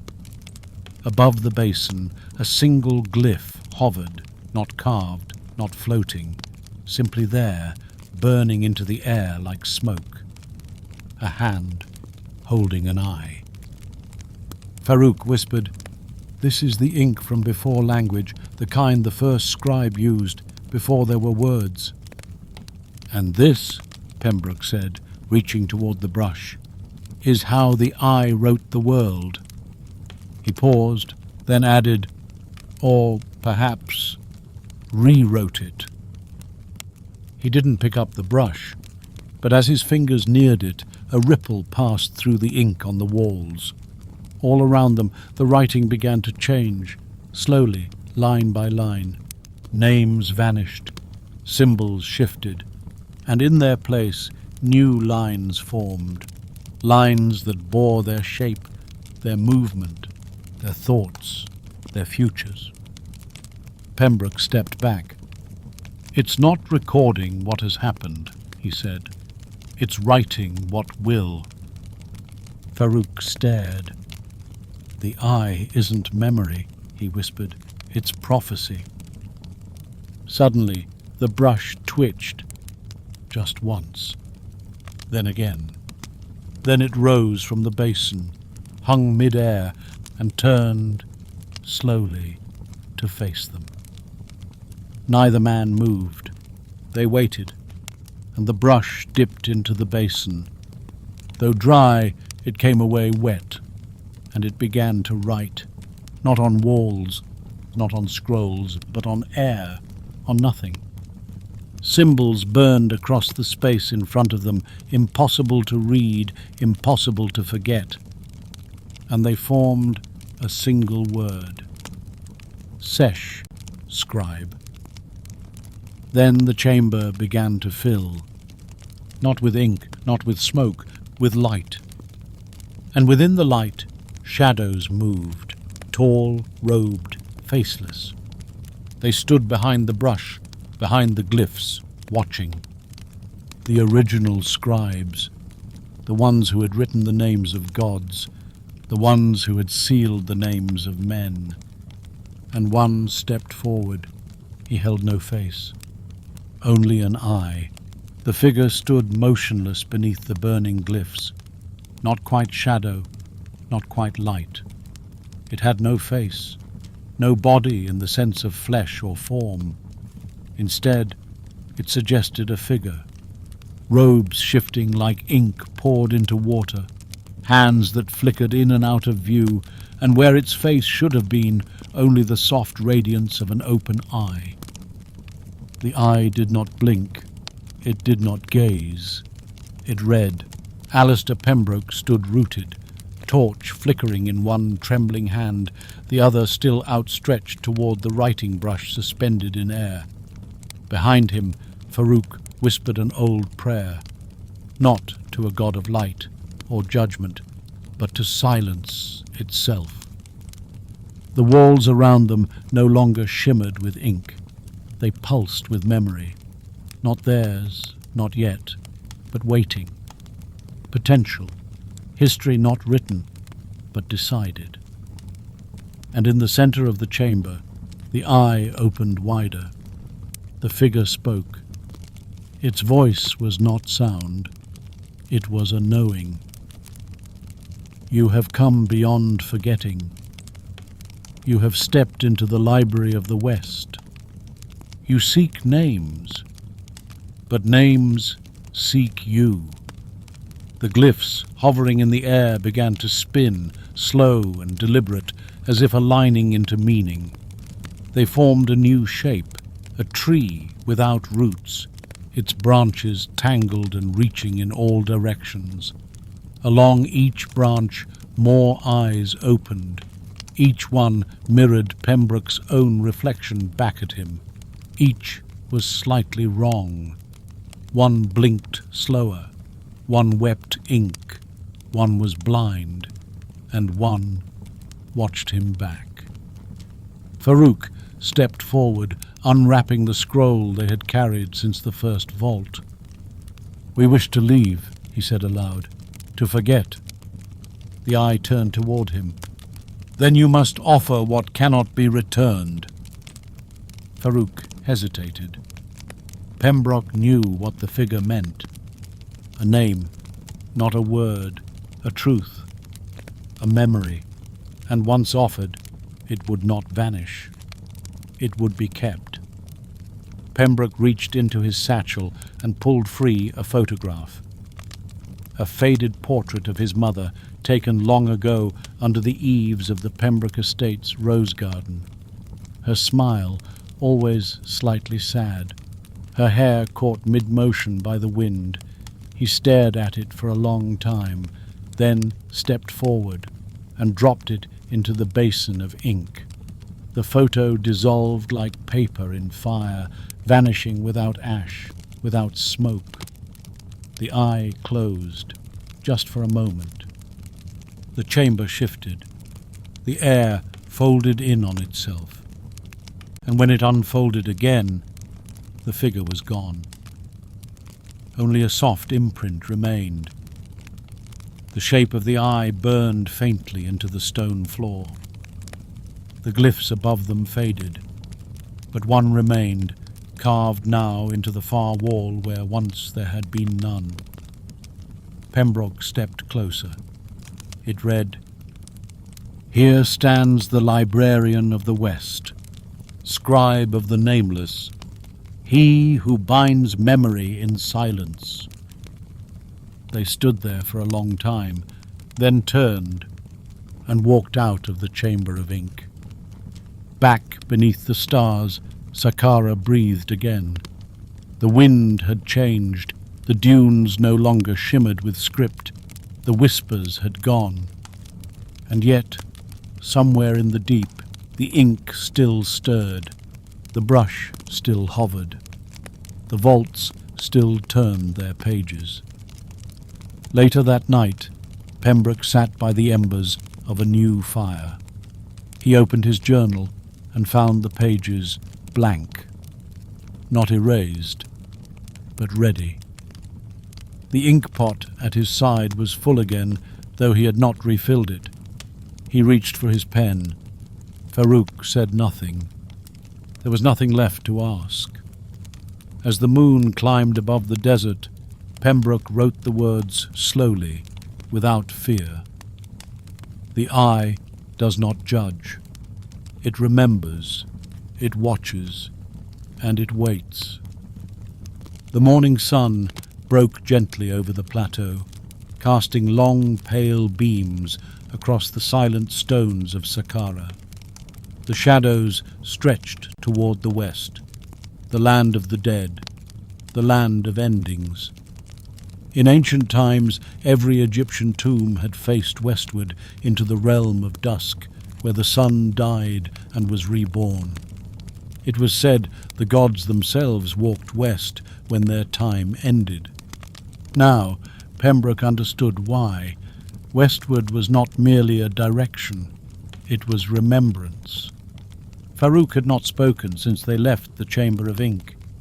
He moved through the camp like a man walking underwater, slow, deliberate, as if each movement required permission from something larger than himself.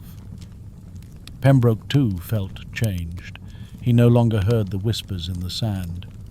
Now he heard nothing, and that silence was far worse. The eye had seen him. The librarian of the West had recorded his truth, and something had been taken. He could not say what, only that something within him had grown quieter, a memory missing, a name unmoored. He opened his journal and tried to list the names of his siblings. There had been 5 of them, he was sure, or 4. He could only recall 2, and one, a girl, dark hair, laughed in summer rain. But her name, gone. That evening, as the fire cracked and the sky turned amber, the first death came. It was Farouk. Not suddenly, not violently. He simply stood from where he sat, walked to the edge of the dune, and looked west, long and still, like a priest at the threshold of a holy place.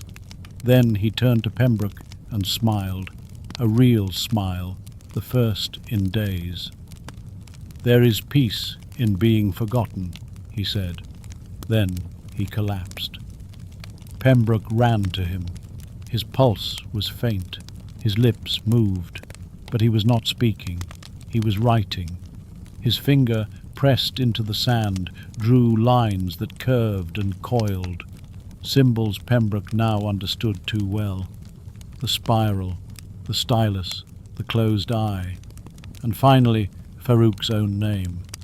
Then the lines ceased, and the sand smoothed itself over him, not by wind, by will, covering his body like a burial shroud, a soft wave of earth moving upward until only the faint outline of a man remained.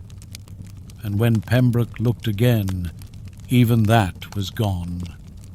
Farouk had been taken, not by death, by memory, by the vault. Pembroke sat alone by the fire. He opened the journal. The entry from the day before had changed. Where he had written about Farouk, the ink had faded, words broken mid-sentence, and in their place a single line, centered and bold. His name has been stored. He looked at the eye carved into the leather of the journal cover. He did not remember placing it there, but now the leather bore it, smooth, faintly etched, like a seal. The eye had marked him, and he knew then what he had become. No longer just a scholar, not merely a witness, but a living record, a scribe. That night, the stars returned, unfamiliar again, a sky rewritten. And somewhere beneath the dunes, the stylus moved, still writing, always writing. The train cut through the heart of Egypt like a slow blade, steaming southward toward Luxor, following the course of the Nile as it had for centuries. Palm trees swayed along the banks. The river shimmered with dusk light. Alistair Pembroke sat alone in the second carriage, a journal closed in his lap, and the scent of ink and heat pressed into his collar. He had left Saqqara 2 mornings ago, not in haste, but with a kind of quiet inevitability. Farouk was gone. The vault was silent.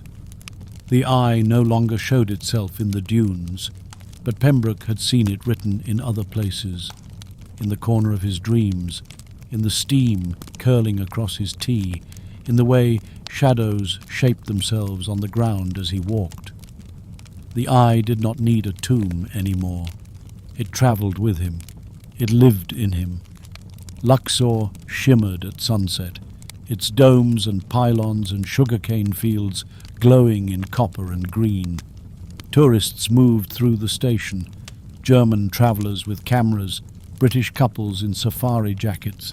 None looked twice at Pembroke, pale and dust-streaked, his gaze fixed as if reading words written across the air.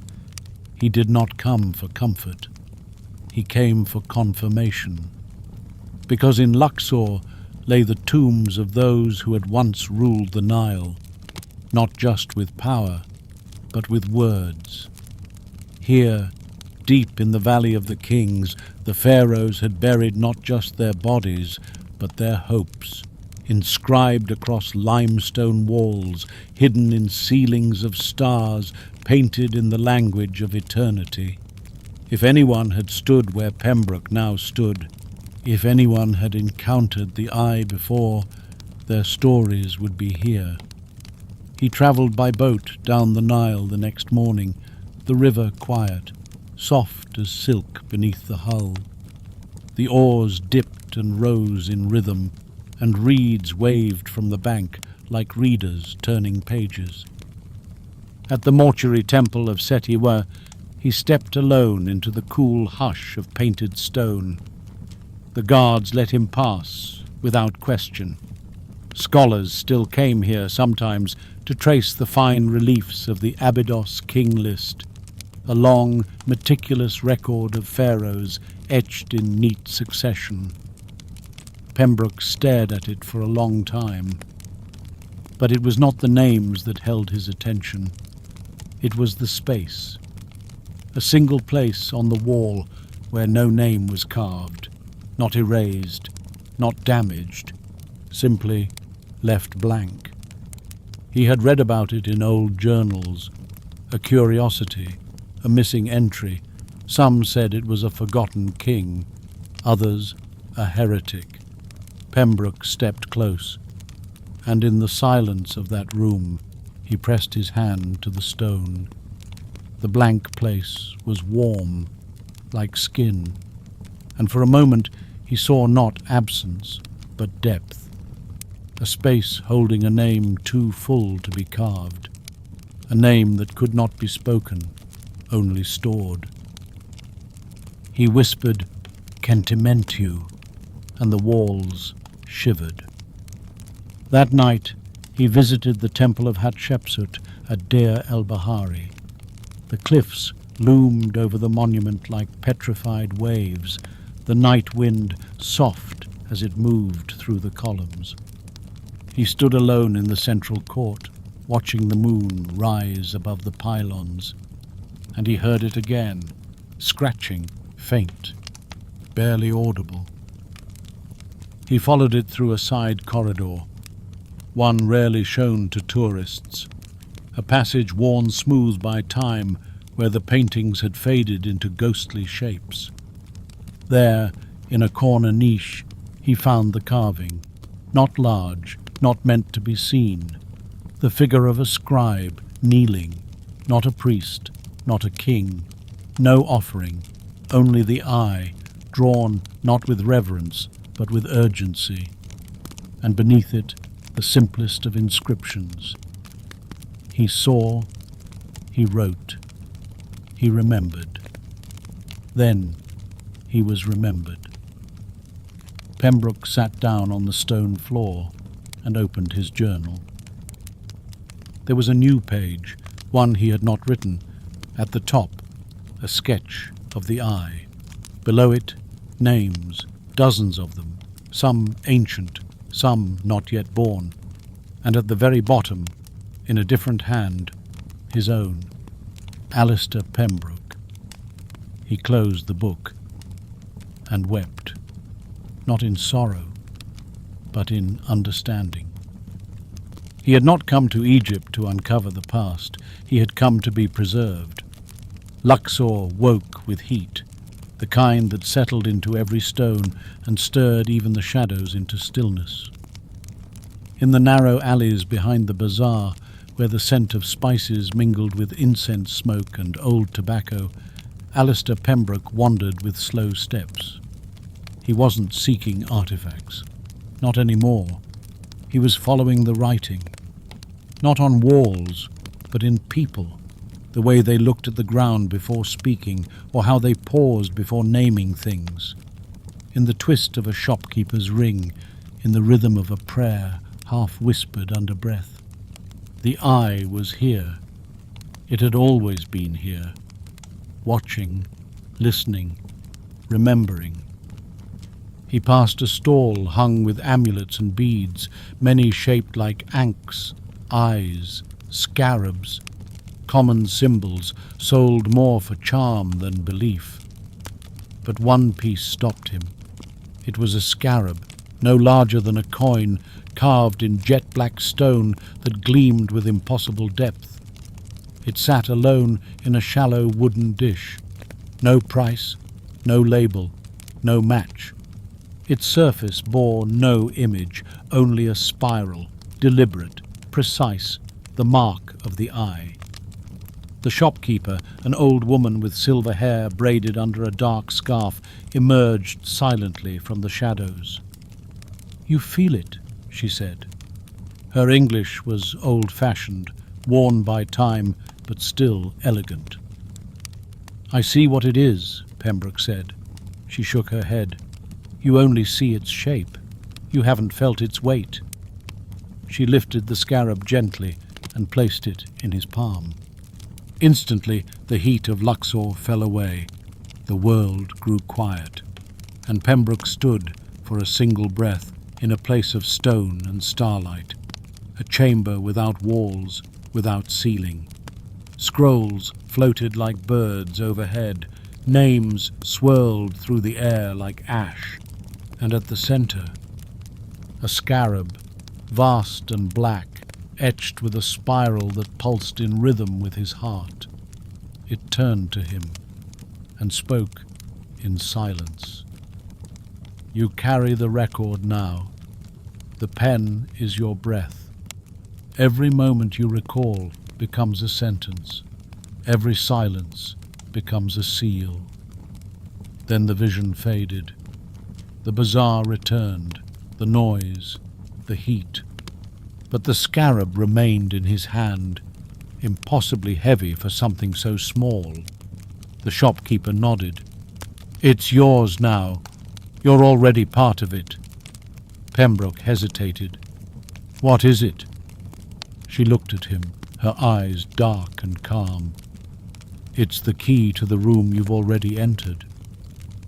He left without paying. She never asked for coin. The scarab rode in his coat pocket, warm against his chest. That evening he took a felucca upriver, the boat small and creaking, the wind pulling it gently toward the cliffs of Kurna. He had heard of a small tomb there, unopened since its discovery decades earlier, not because it was hidden, but because those who found it refused to enter. They called it cursed. said the stone glowed under moonlight. Pembroke arrived at dusk. The tomb's door lay low, carved into the base of a limestone cliff. Around it, nothing moved. Even the insects were silent. He approached slowly. The door was not sealed, not locked. It was waiting. He stepped inside. The passage sloped gently, its walls painted with simple scenes: a scribe at work, a shepherd, a man and woman planting seed. Not royal, not wealthy, but above each image, in place of a name, was a spiral. At the end of the passage, he found the burial chamber. There was no coffin, only a writing table, a scroll unrolled, a brush dry beside it, and carved into the wall above, in glyphs older than the tomb itself, a single line: "He who lived became words. He who wrote became a god. He who is read lives again." Pembroke stepped closer. He opened his journal, and the scarab in his pocket grew hot, painfully so, until he placed it on the stone table. It clicked into place. A whisper stirred through the chamber, low and distant. Paper, stone, memory. The scroll on the table curled slightly at the edges, as if exhaling. And Pembroke knew this was not the tomb of a man. It was the tomb of a story, and stories, when spoken, when written, when remembered, do not die. Morning light clung to the cliffs of Deir el-Bahari like silk, pale and gold and cold to the touch. The temple of Hatshepsut stood quiet and vast in the stillness, its colonnades rising tier by tier from the desert floor, carved straight into the bone of the mountain. Alistair Pembroke arrived before the first tourists. The guards knew his name, or perhaps they only knew the look he wore now, a look not of authority, but of purpose. He moved as a man would who'd already crossed one world and was returning through the remnants of another. He had come not to study the temple, nor to admire its carvings of incense trees and punt-bound ships. He came because someone or something had whispered to him in the tomb the night before. "Go to the place where the woman king once walked. There you will meet what remembers." He walked the stone ramps slowly, passing columns adorned with faded images of Hatshepsut crowned as pharaoh, her divine birth written in relief. But he did not stop until he reached the rear of the sanctuary, where most visitors never linger. A place once used by priests long vanished, where the light rarely reached, and the walls no longer boasted stories of kings. Only stone, only silence. And then he heard it, the softest of sounds. Not footsteps, breathing, not from his chest, from the wall. A fissure ran across the rear platform, narrow and ancient, more crack than passage.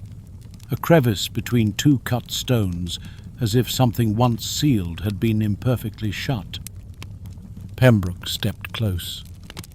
Inside he saw nothing but blackness, but the breath continued, long, measured, familiar. He had heard it before, in Saqqara, in the vault, and now here, beneath the mountain. He lit a small lamp and slipped inside. The space was narrow, then widened, a hidden chamber carved not for worship, but for waiting. In the center stood a single statue, not a god, not a man, a scribe, kneeling, head bowed, palms open, eyes missing. But behind where the eyes should have been, two dark hollows, deep as wells, glowed faint spirals.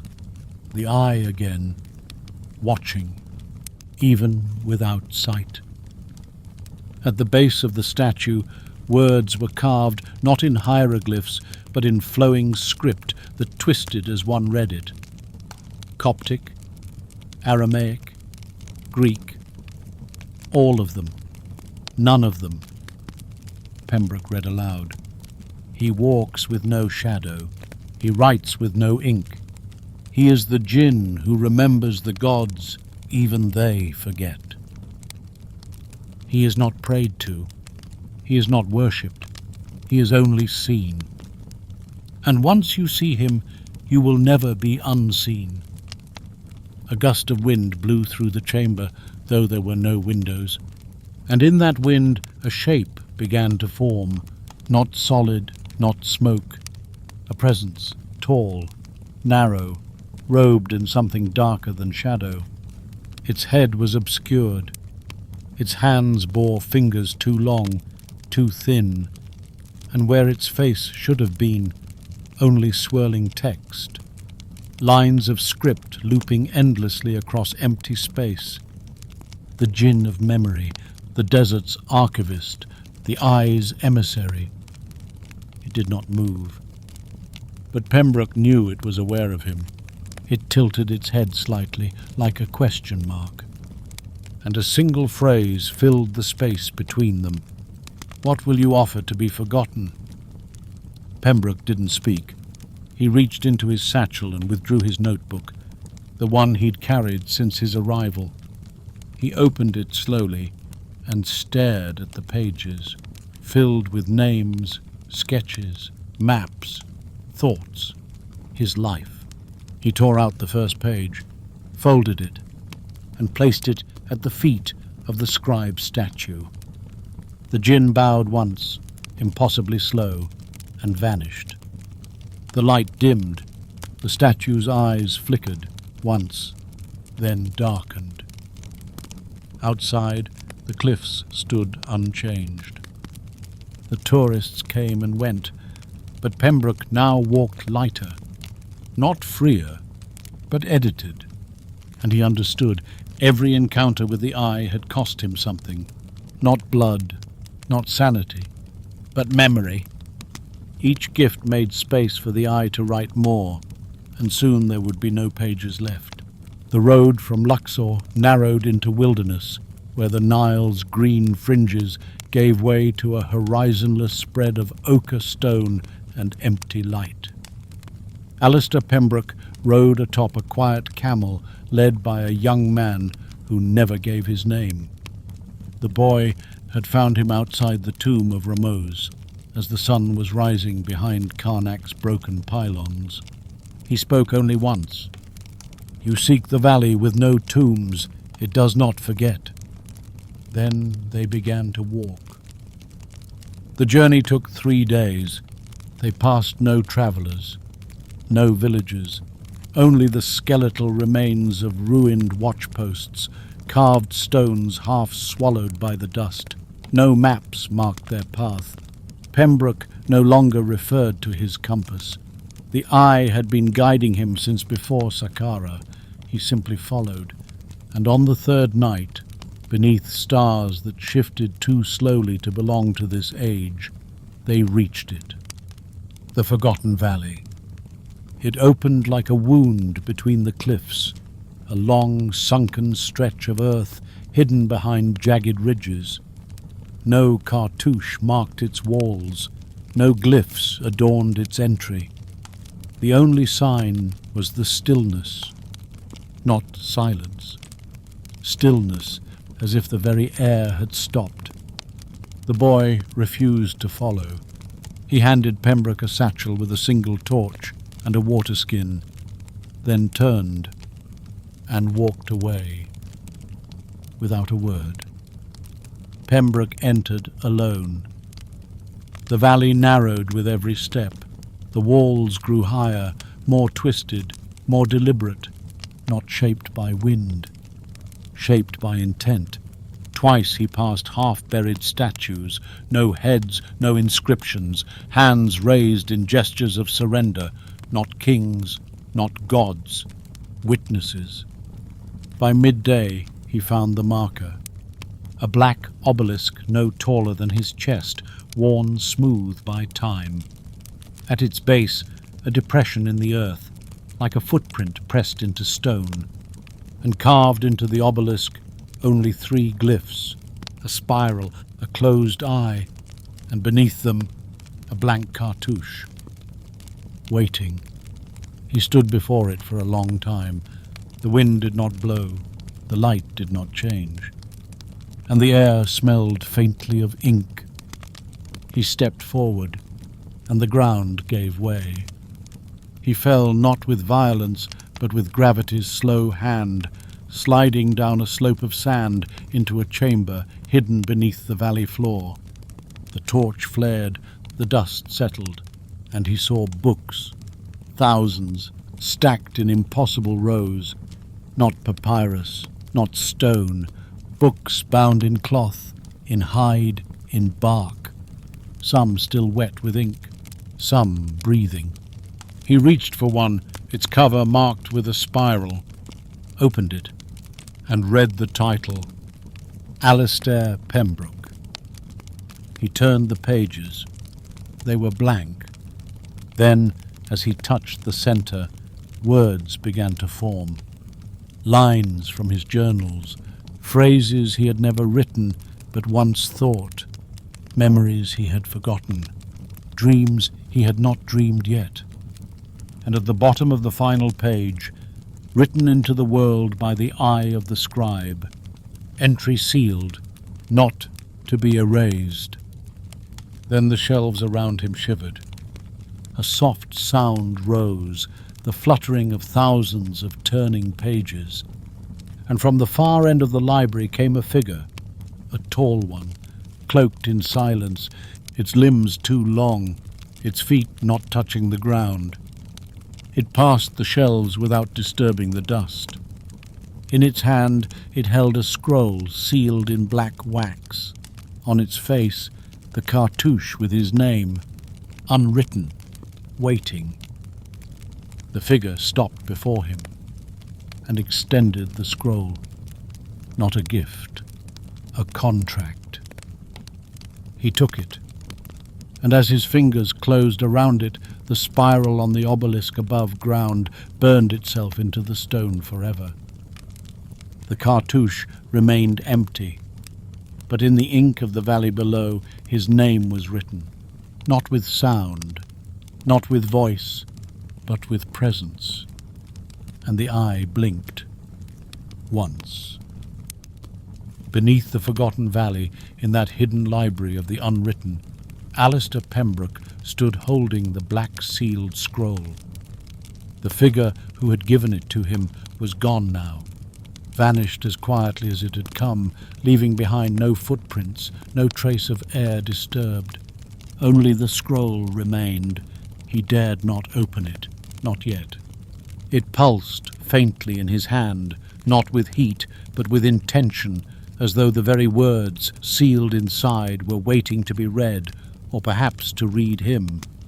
Behind him, the shelves of books still rustled softly, as if the wind moved among them. But there was no wind here, only memory. At the far end of the chamber, a light began to grow. Not fire, not reflection. A glow that shimmered like breath caught in the cold. Pembroke stepped toward it, scroll tucked against his chest. There was no sound but the hush of his own heartbeat. The books parted as he passed, and then he saw it. The door. It stood within the wall, tall, narrow, made not of wood or stone, but of carved air. A threshold shaped by script, by lines of moving glyphs that formed the outline of an arch. There was no frame, no hinges, only an opening made of words. And above it, written in a tongue older than Egypt, older than time, here ends forgetting. Here begins remembrance without mercy. The door of breath. He reached for it, and the air pushed back, not violently, but with a kind of awareness it recognized him and tested him. Behind the door he could hear whispers, not speech, not voices, but memories, his memories, spoken back to him, layered and echoing, 1,000 versions of himself speaking in unison. One laughed, one wept, one begged not to be written. He stepped through, and the world turned inside out. He stood in darkness, total, not absence of light, but presence of everything. The chamber he entered was not made of walls or stone, but of breath. Each inhalation brought with it visions, the Nile, swollen and black beneath the stars, a scribe dipping his reed pen into blood, a child whispering the name of a god no one dared to speak, the opening of a tomb beneath Saqqara, far in the future, a journal, his journal, placed in the hand of a stranger years after his death, and one phrase repeating over and over, "To write a name is to invite eternity." Then, from the far side of the darkness, a light began to form, shaped like a doorway, a mirror, an eye. It blinked once, and the air became script, a wind of words, hundreds, thousands, racing past him. Each word brushed against his skin, leaving behind sensations, the chill of loss, the ache of childhood, the heat of first discovery. He was not reading. He was being read. Then he saw it, in the heart of the door, a table, small, wooden. Atop it, a single page. Empty. Beside it, a pen. And behind them both, the figure. The librarian of the West, returned, watching, waiting. Pembroke understood. He had been recorded, preserved. Now he must write. He stepped forward. The pen was warm. The page shimmered. And with one final breath, he placed the black-sealed scroll beside it. Then he began to write. Not a journal, not a confession, not a story. A continuation of a record that would never end. The eye blinked once more, and the door of breath closed. Above, in the forgotten valley, the obelisk's spiral began to fade. Not vanish, only settle, waiting for the next name. Night fell quietly across the necropolis, deeper than before, as though even the stars had grown wary of what slept beneath the valley floor. The wind blew gently over the ridge, whispering not in language, but in remnants, the lingering thoughts of those who had been forgotten too long to be called ghosts. Above ground, the desert wore its usual silence, but below, in the great unseen library, the ink still moved. And Alistair Pembroke still wrote. His hand ached now, not from exhaustion, but from something older, more sacred. Every word, etched onto the parchment, echoed through his body, as though he were merely transcribing what had already been carved somewhere beyond sight. The names flowed through him. Some he recognized. Others did not yet exist. He wrote the name of a Roman captain lost in the sands 2,000 years ago. A Persian merchant whose bones lay beneath a collapsed road near ancient Memphis. A French Egyptologist who would one day vanish on the edge of the Fayoum, never to be found. And a child, not yet born, who would one day find a shard of painted stone bearing the spiral mark of the eye. Each name was given a place, each life a sentence, each sentence a memory, and all of it was recorded. Not in time, but in truth. He reached a page where the ink seemed to resist him. The paper curled. His hand slowed. then stopped. Before him formed a name that chilled his breath, not for its sound, but for its absence. There were no letters, only a space, deliberate, waiting. A voice came from behind, though he had not heard footsteps. The librarian had returned. No face, no mouth, only the presence of deep, unseen knowing. There are those who must not be written, it said. Their names do not end. Pembroke turned to face it. He had questions now, more than ever, and for the first time he was ready to ask them. "What happens when the writing ends?" he whispered. The librarian tilted its head. "It does not. You may close the book, but the name continues. Even those without graves must be remembered." Pembroke looked again at the blank page and understood. This name was not his to write. Not yet. Perhaps never. He placed his pen down. The page darkened slowly, the ink forming a seal of the eye.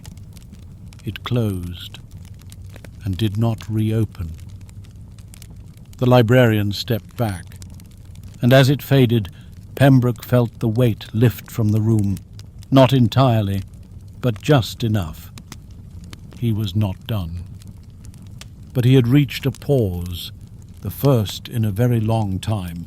When he awoke, though he could not remember sleeping, he found himself sitting in the sun, at the edge of the forgotten valley. His satchel was beside him, his journal in his lap, and the scarab, the black one with the spiral, sat in the sand beside his hand. He picked it up. It was cool again, and when he turned it over, 3 glyphs had been carved into its underside. A name, a door, a breath. He closed his hand around it and looked to the west. Somewhere far behind him, the eye remained open. But for now, it was watching others. And Pembroke, for the first time in many weeks, walked away. Not as a man erased, but as one recorded, one among many, one page in a book that would never close. The train back to Cairo arrived under a sky the color of dry parchment. Smoke curled along the tracks like a forgotten sentence. Alistair Pembroke sat in the last carriage, away from the chatter of travellers and the clutter of luggage, with his back to the engine, watching the landscape unspool behind him. Dunes, date palms, low villages blinking in and out of view like half-remembered dreams. In his lap sat the journal, closed, but warm, like a sealed hearth. Inside it were names, some that he had written, some that had written themselves, and one name that still refused to appear. The unspoken name, the original, the one before gods, before kings. He reached Cairo just after dusk. The station swelled with life, porters, diplomats, traders, and wanderers like himself. But as he stepped into the city, he felt a peculiar thinning of the noise, as though the eye had drawn a soft veil between him and the world. He hailed no cab, asked no directions. His feet remembered where to go. Through the winding streets of Garden City, past facades still bearing the scent of the colonial age, he came at last to a quiet, walled house tucked behind the trees. A brass plaque beside the door read simply, "The Archivist." He had read of this place once, long ago, in a footnote at the back of a faded French volume on Egyptian funerary texts. It was said that within this house lived the last independent custodian of memory, not a librarian, not a priest, An archivist of the forbidden, of the forgotten, of the unfinished. Pembroke knocked once. The door opened on its own. Inside, the air was still and scented faintly with myrrh. Not incense.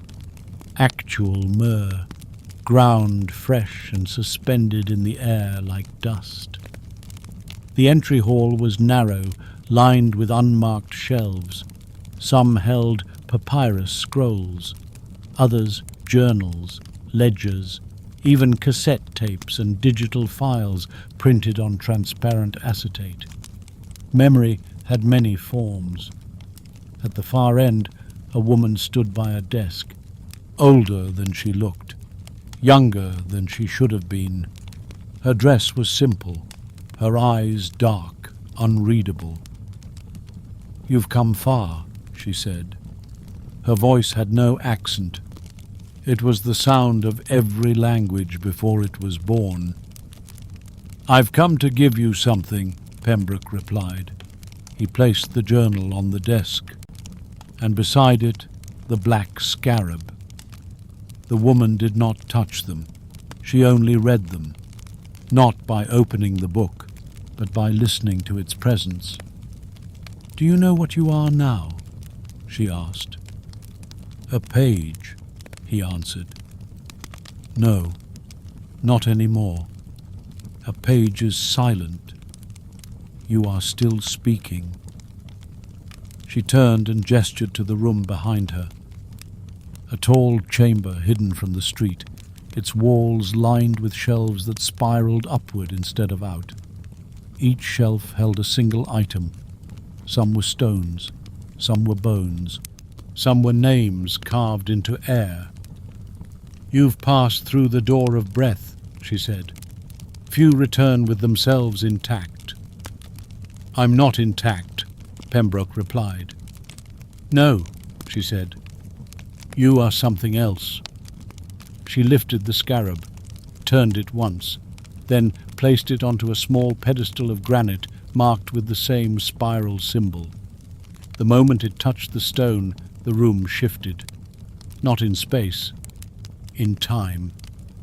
Pembroke felt it, a tightening behind the eyes, a pressure in his chest, as though he were being filed into the archive, indexed, catalogued, and shelved. The archivist stepped forward. She opened the journal, turned to the blank page at the end, and waited.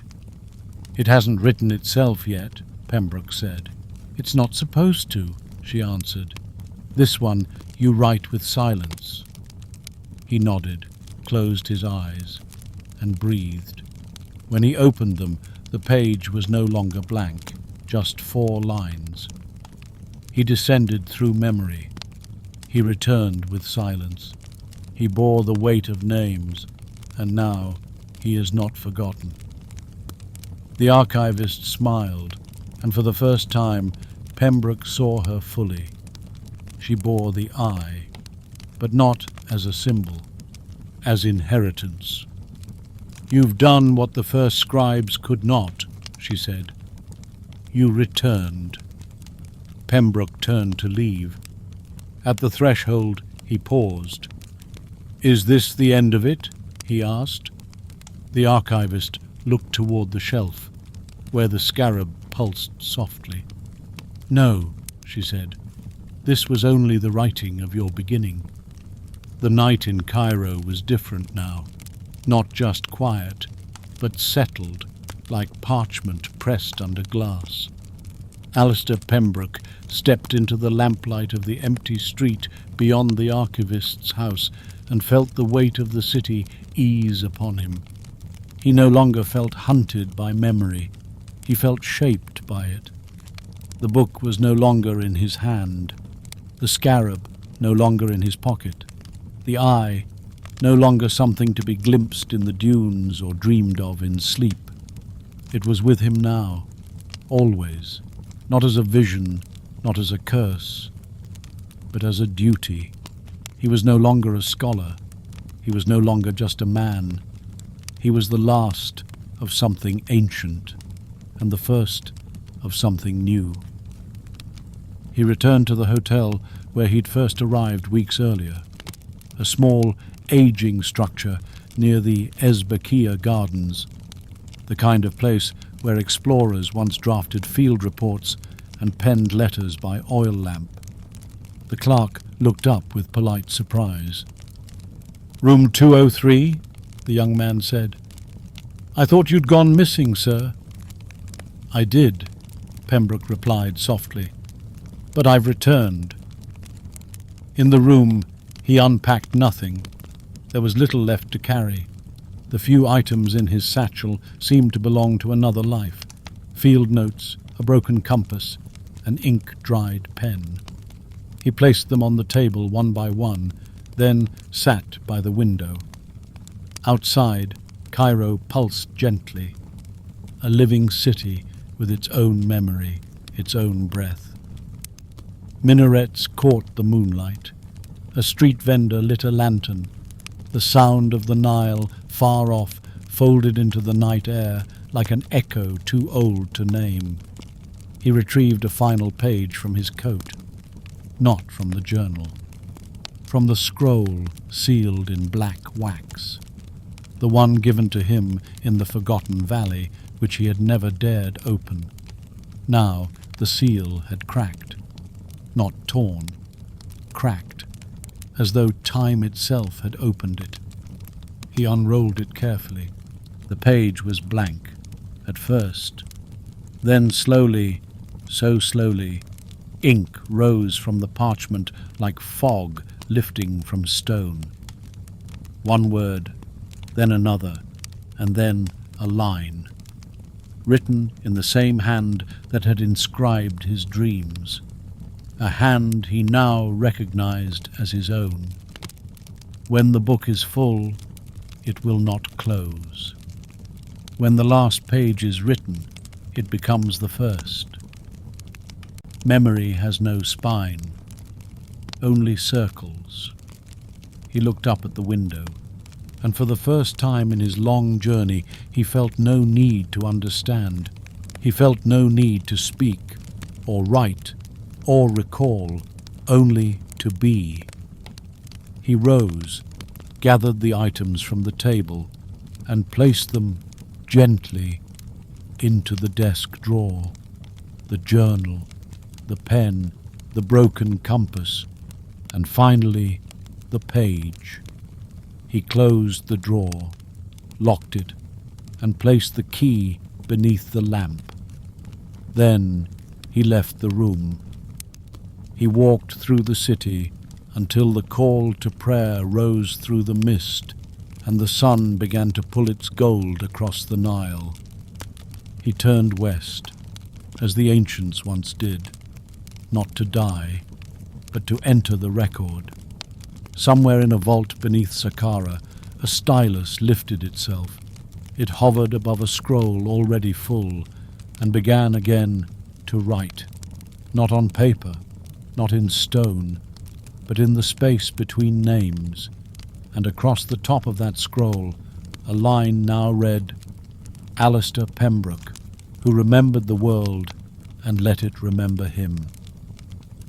Long after Alistair Pembroke vanished into the folds of Cairo's morning haze, long after the hotel clerk swept the dust from room 203 and left the key untouched on its hook, a boy, not yet old enough to shave, was sent to tidy the space. He found it clean, still, the way desert tombs were clean, not by hand, but by memory. On the desk sat a journal, thick and leather-bound, heavy with silence. The boy opened the drawer beneath the lamp and found the other items, a cracked compass, a pen with its nib dulled by overuse, and one page rolled tight and sealed again in black wax. He felt nothing at first, then a chill, not cold, presence, like being watched. In the Valley of the Kings, a local worker clearing sand from a half-collapsed shaft found a fragment of carved basalt, not shaped like a pharaoh or god, but a man in a suit jacket, head bowed, stylus in hand. It bore no name, only a spiral on its back. The archaeologists who examined it were puzzled. Too modern, too smooth. Not a fake, they concluded, but not yet real. They catalogued it, placed it in a crate, and forgot it. In Saqqara, beneath stone and silence, the vault stirred. The stylus scratched gently over scrolls that had no end. New names now. A girl in Alexandria who dreamed only in hieroglyphs. A boy in London who found a scarab in a grandmother's drawer. A woman in Damascus who wrote down her dreams and woke to find them gone. Each one remembered, each one recorded, each one drawn into the script of the eye. For the eye remains, not in stone, not in tombs, not only in the vaults beneath the sand. It lives in every word whispered across time, in every name spoken once and then forgotten, in the spaces where memory curls and disappears. It watches, it waits, it writes, and when the page is ready, it begins again. And so the sands awaken once more. The dunes shift. A pen is lifted, and a new scribe steps forward, not to uncover the past, but to let the world remember itself.